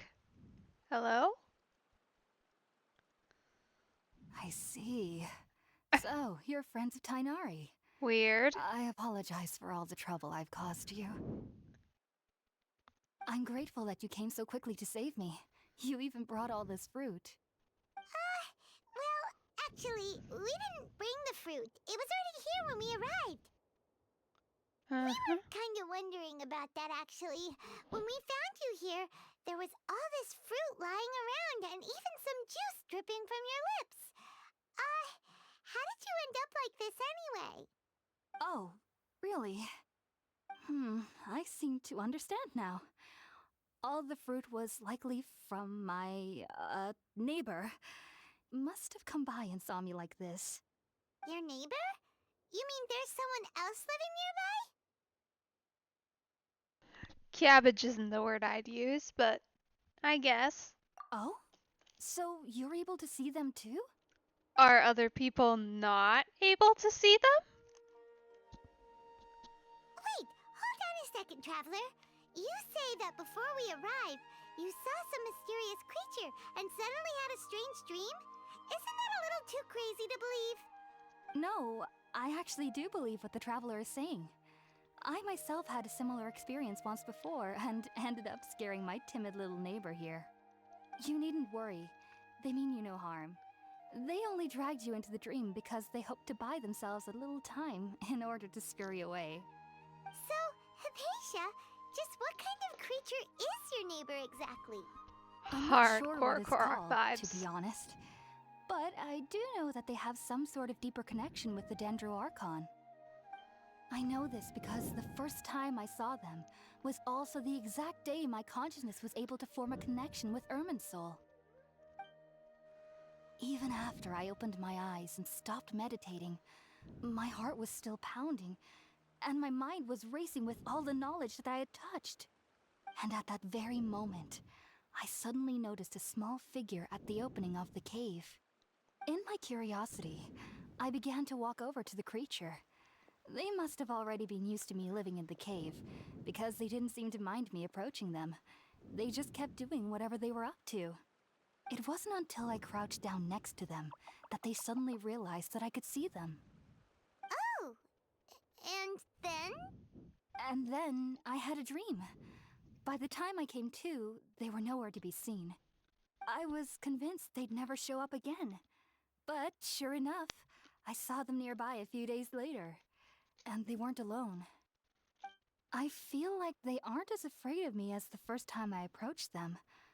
But I never would have expected them to save me. Yes, no doubt about that.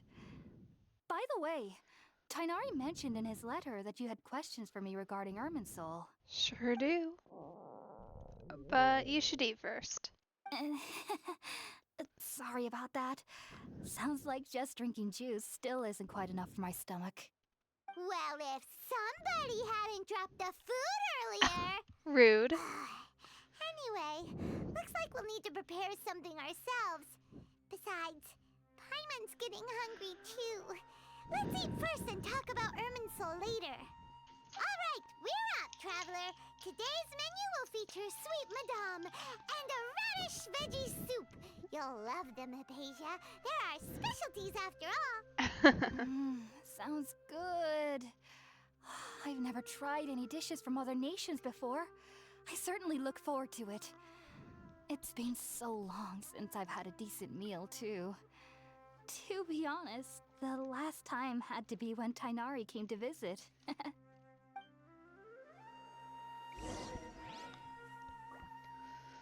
Alrighty. Well, thankfully, we should have everything we need to make something. Where's our fireplace? That's just a cabbage.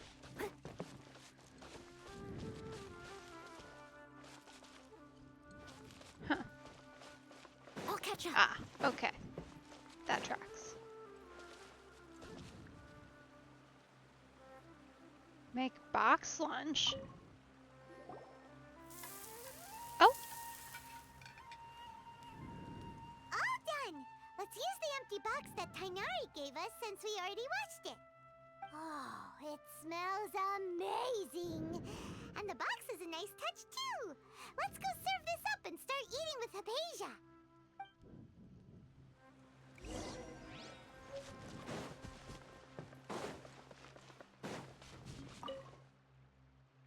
Are you already finished cooking?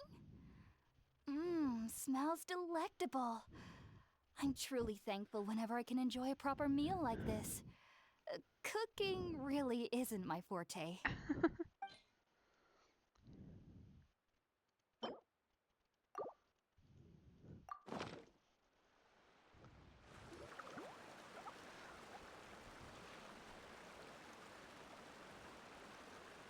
Even though everything you mentioned was in Tainari's letter, it's still hard to believe you were able to connect with Irminsul immediately after smelling Spiritborn Ale for the first time.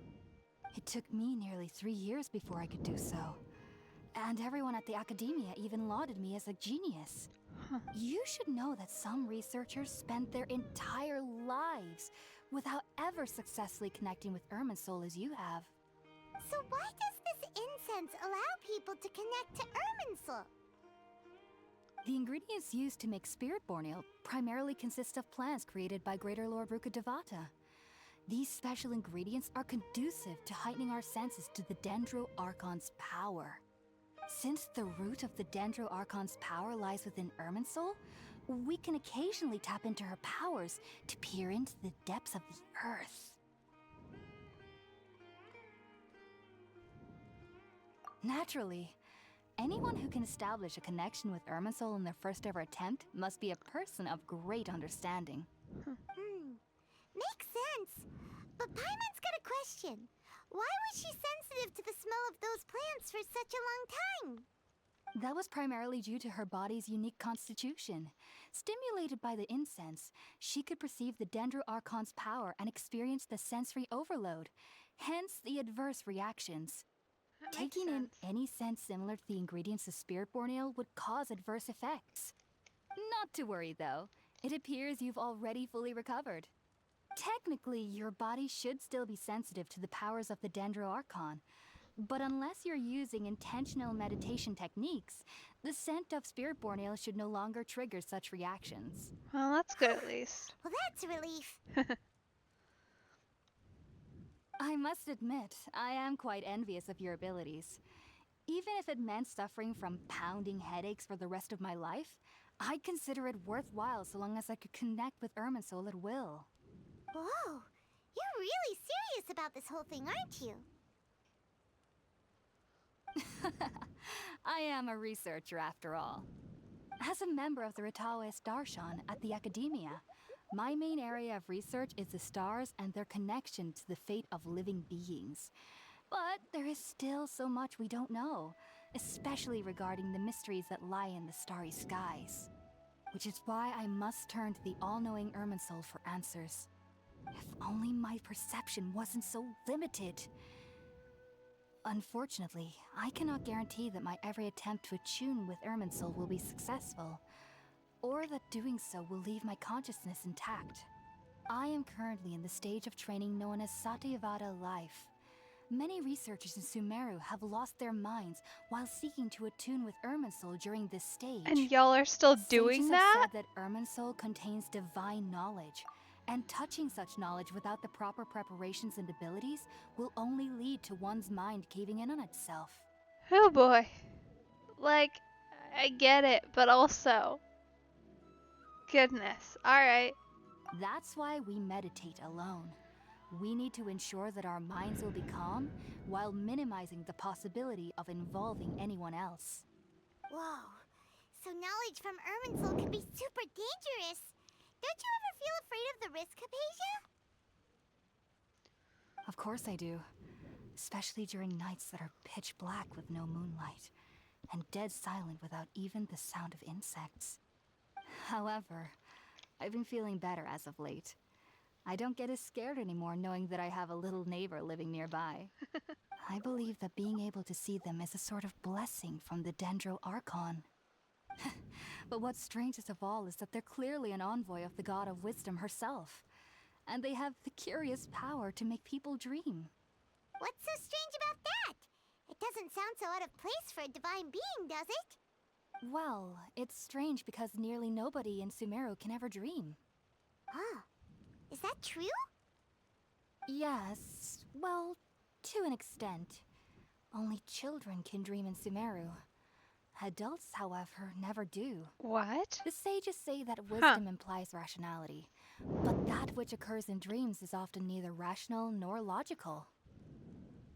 Yes, if one struggles with anxieties, those emotions could influence their dreams. The fact that the people of Sumeru do not have dreams is seen as a blessing by the sages. They believe that Greater Lord Rukkhadevata, the God of Wisdom, is keeping us away from the foolish delusions you encounter in your sleep. I was born into a family of scholars in Sumeru City. Ever since I was a child, my parents would always tell me that I'll know I've grown up once I stop dreaming.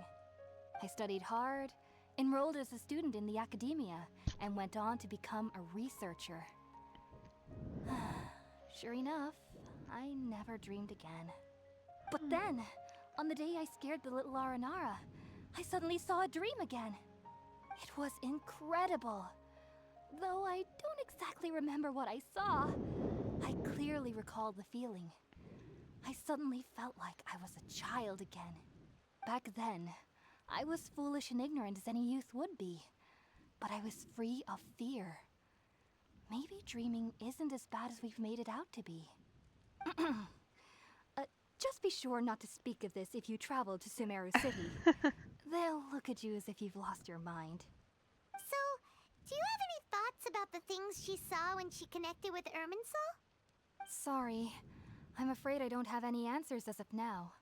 All I can say is that what you saw is a memory contained within Irminsul itself.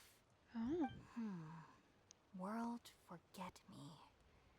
What could that possibly mean? If only I could ascend past Satyavada life and begin Paripurna life, I might have some more answers for you. If you two are ever in the area again, please be sure to come and see me. There's no need to be thanking me. You two are my saviors. Besides, I'm already looking forward to tasting some more of your cooking.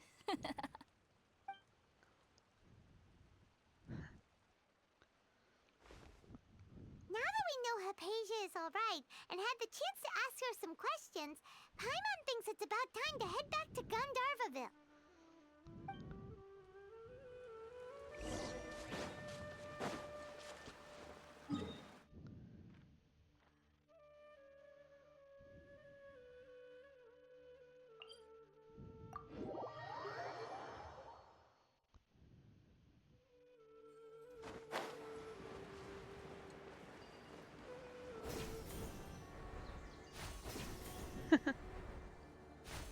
Fast travel methods are super helpful here. I'm a big fan. Though that seems like it could have been planned a little better. Think about it, Tainari. Refusing to join is tantamount to burying your head in the sand. I understand that you're a forest watcher and that it's your duty to combat the effects of withering zones. But isn't it evident that such work is not a lasting solution to the problem? As Sage Kage clearly stated, your presence and guidance in Sumeru City is pivotal in finding a cure for Irminsul. How could you possibly refuse? Keep your emotions in check, Ghulam.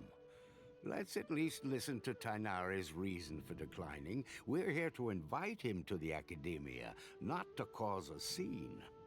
Sage Kage, I am truly honored that you came here in person, but I'm afraid I must still decline your invitation. I am merely a forest watcher. How could the great minds of the Haravatat have any need of someone like me? Well, it turns out that your refusal letter had some implications on your master's reputation. He is a renowned sage of the Immorta, after all. So now I've come here in his stead. I see. Well, I figured that given his temper, he would come here and berate me personally. Tainari, your master is an integral part of this effort, and now he requires your assistance. And what exactly does my master need of me, Sage Kage? You'll know once you've arrived in Sumeru City, that is. And, how long will I be required to stay? There's no definite answer as of now. Do you mean to tell me that, despite coming all the way here to Gandharvaville, you still can't answer the questions I laid out in the letter to my master? If that's the case, then I'm afraid I cannot give you a definite answer either. Tainari, but you... So be it. Come, Ghulam, we're leaving. I really don't know what they expected. Way to stand your ground, though.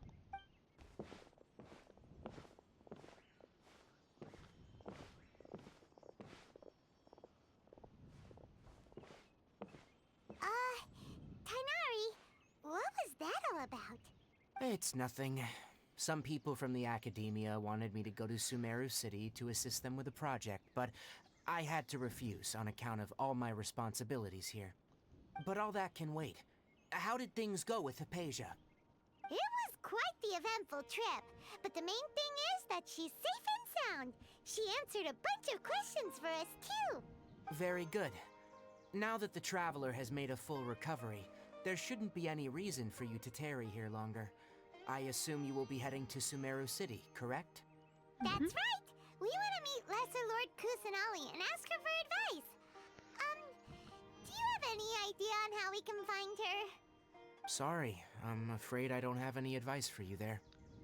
Well, do you at least know anyone we can try asking in Sumeru City? Let me think.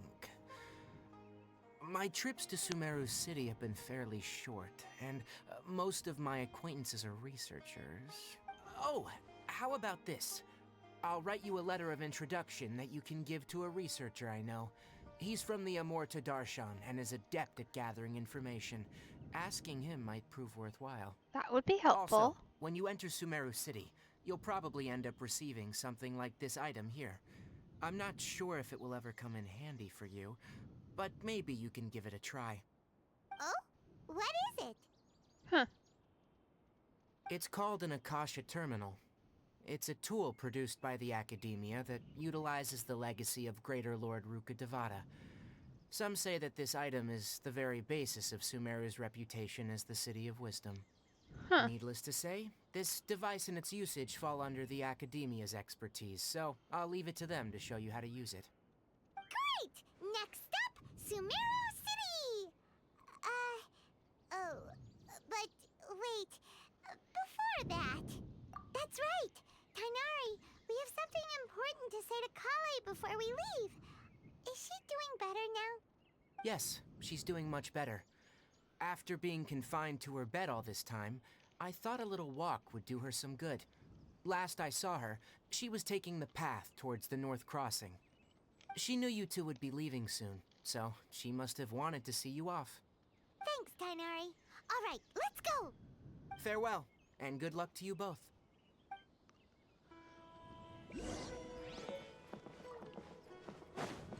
Someone needs assistance. Oh, there's something right here. Let's see, is it up? It might be up. Or it's under the bridge. Oh.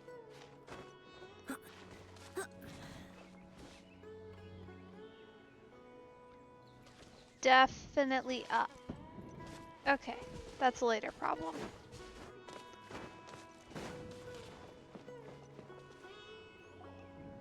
I've been waiting for you two.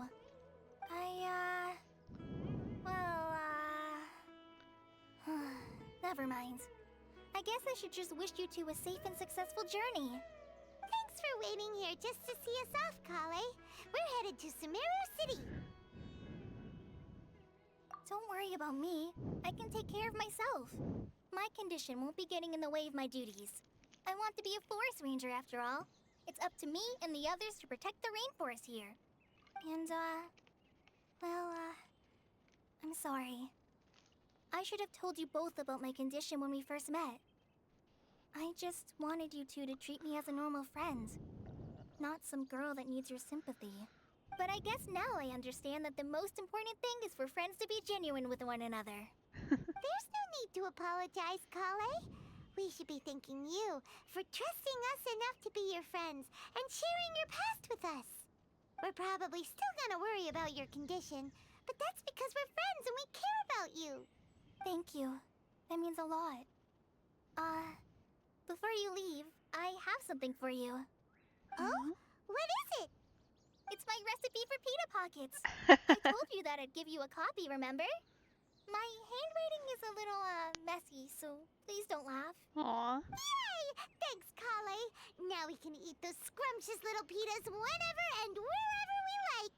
I hope that whenever you eat them, you'll both remember your time here in Gandharvaville. Well then, I, trainee Forest Ranger Kale, bid you both farewell. Please visit Gandharvaville again. The Rangers will always be ready to assist you here.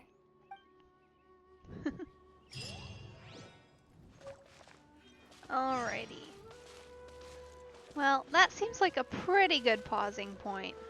But before we end things for tonight, it is about time to actually do pulls from Mualani and see if I can get her in a reasonable number of wishes. And see who else we end up with, I suppose. Let's give it a shot.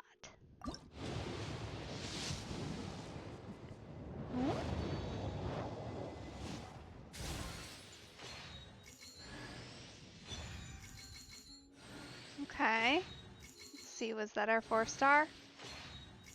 Or we got another in here?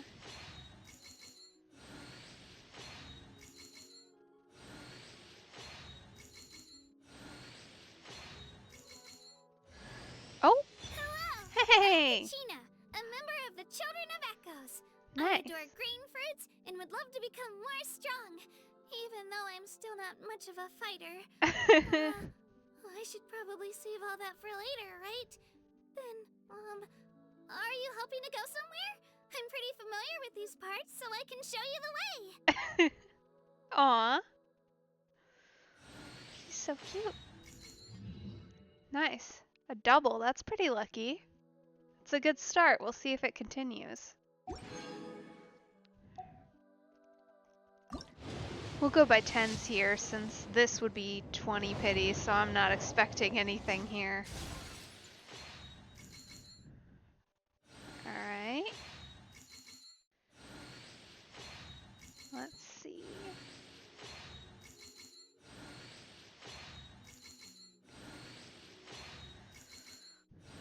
Who or what have we got?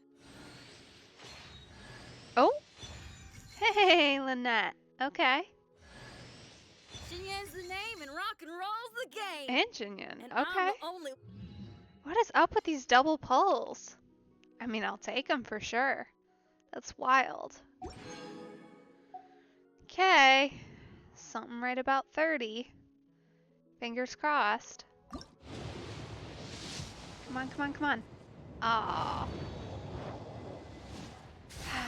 I'm hoping I can get her low enough that I can feel comfortable getting her weapon, considering the characters I've got coming up and who else I want to get. Mostly just because I don't have a lot of other options for her.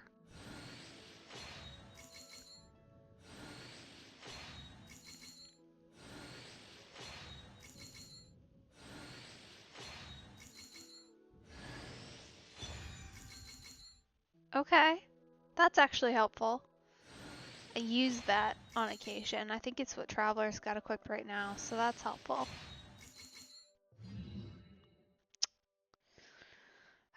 Loosen out on the character pulls, though. That tracks. Alright, come on. Could really use that gold here. Ah. Okay, at least let it be a character. Come on.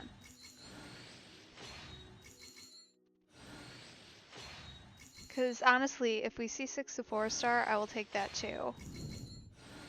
My characters are very spread out.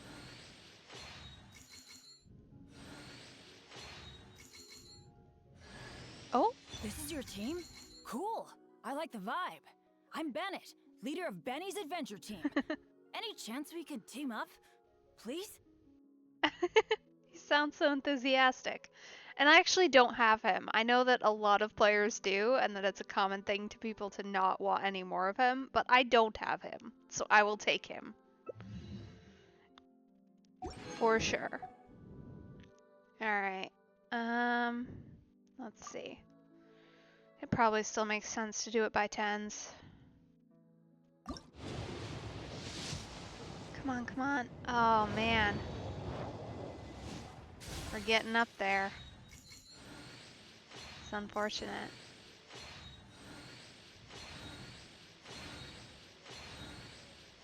We'll just skip through these. Hey, C2. Or C1. Whatever. Okay. Alright. Cool. This is so unfortunate. I better win. I better win the 50-50 here, or it's gonna be so upsetting. Oof. They're not good luck here. Alright, well, at least give me a character. Come on. Or, well, okay. Alright, fair enough.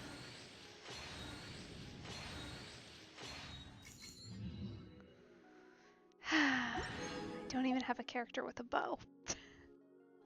Come on, gold. Gold? Please, please, please.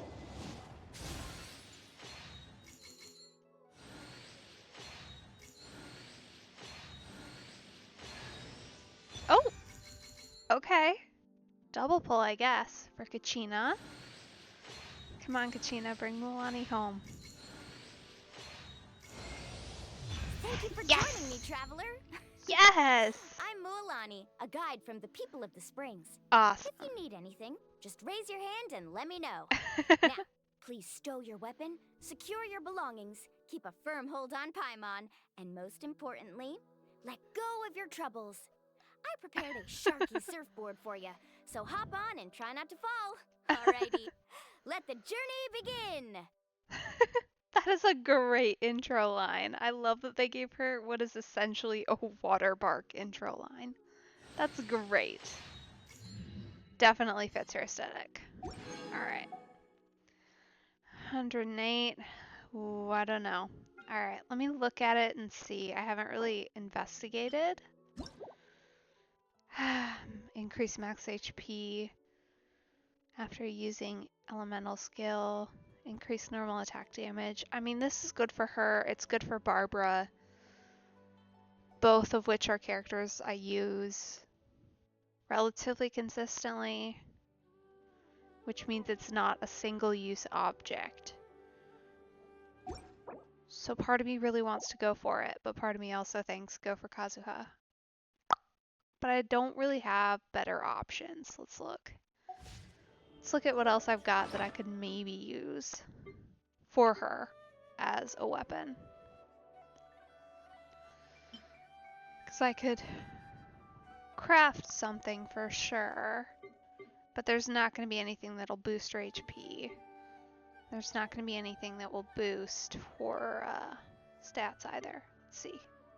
Not here. Here.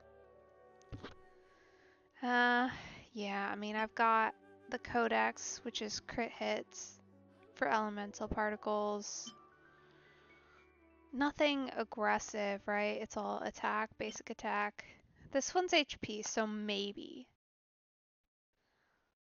Maybe this would be helpful as a backup, I guess.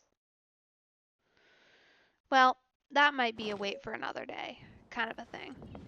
But I have her. She is mine now.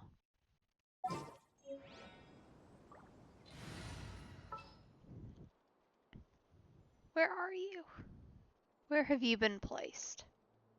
There you are. Woohoo! Let's go! Nice. That's fun.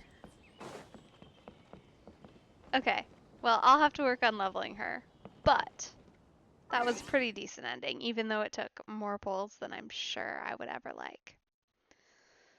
But that feels like a good cutoff point. So thank you for joining me for this stream. I hope you have a great evening. And I will also be streaming starting at 8 p.m. on Wednesday and Friday this week as well, 8 p.m. EDT. So you can catch me there. But thanks for watching.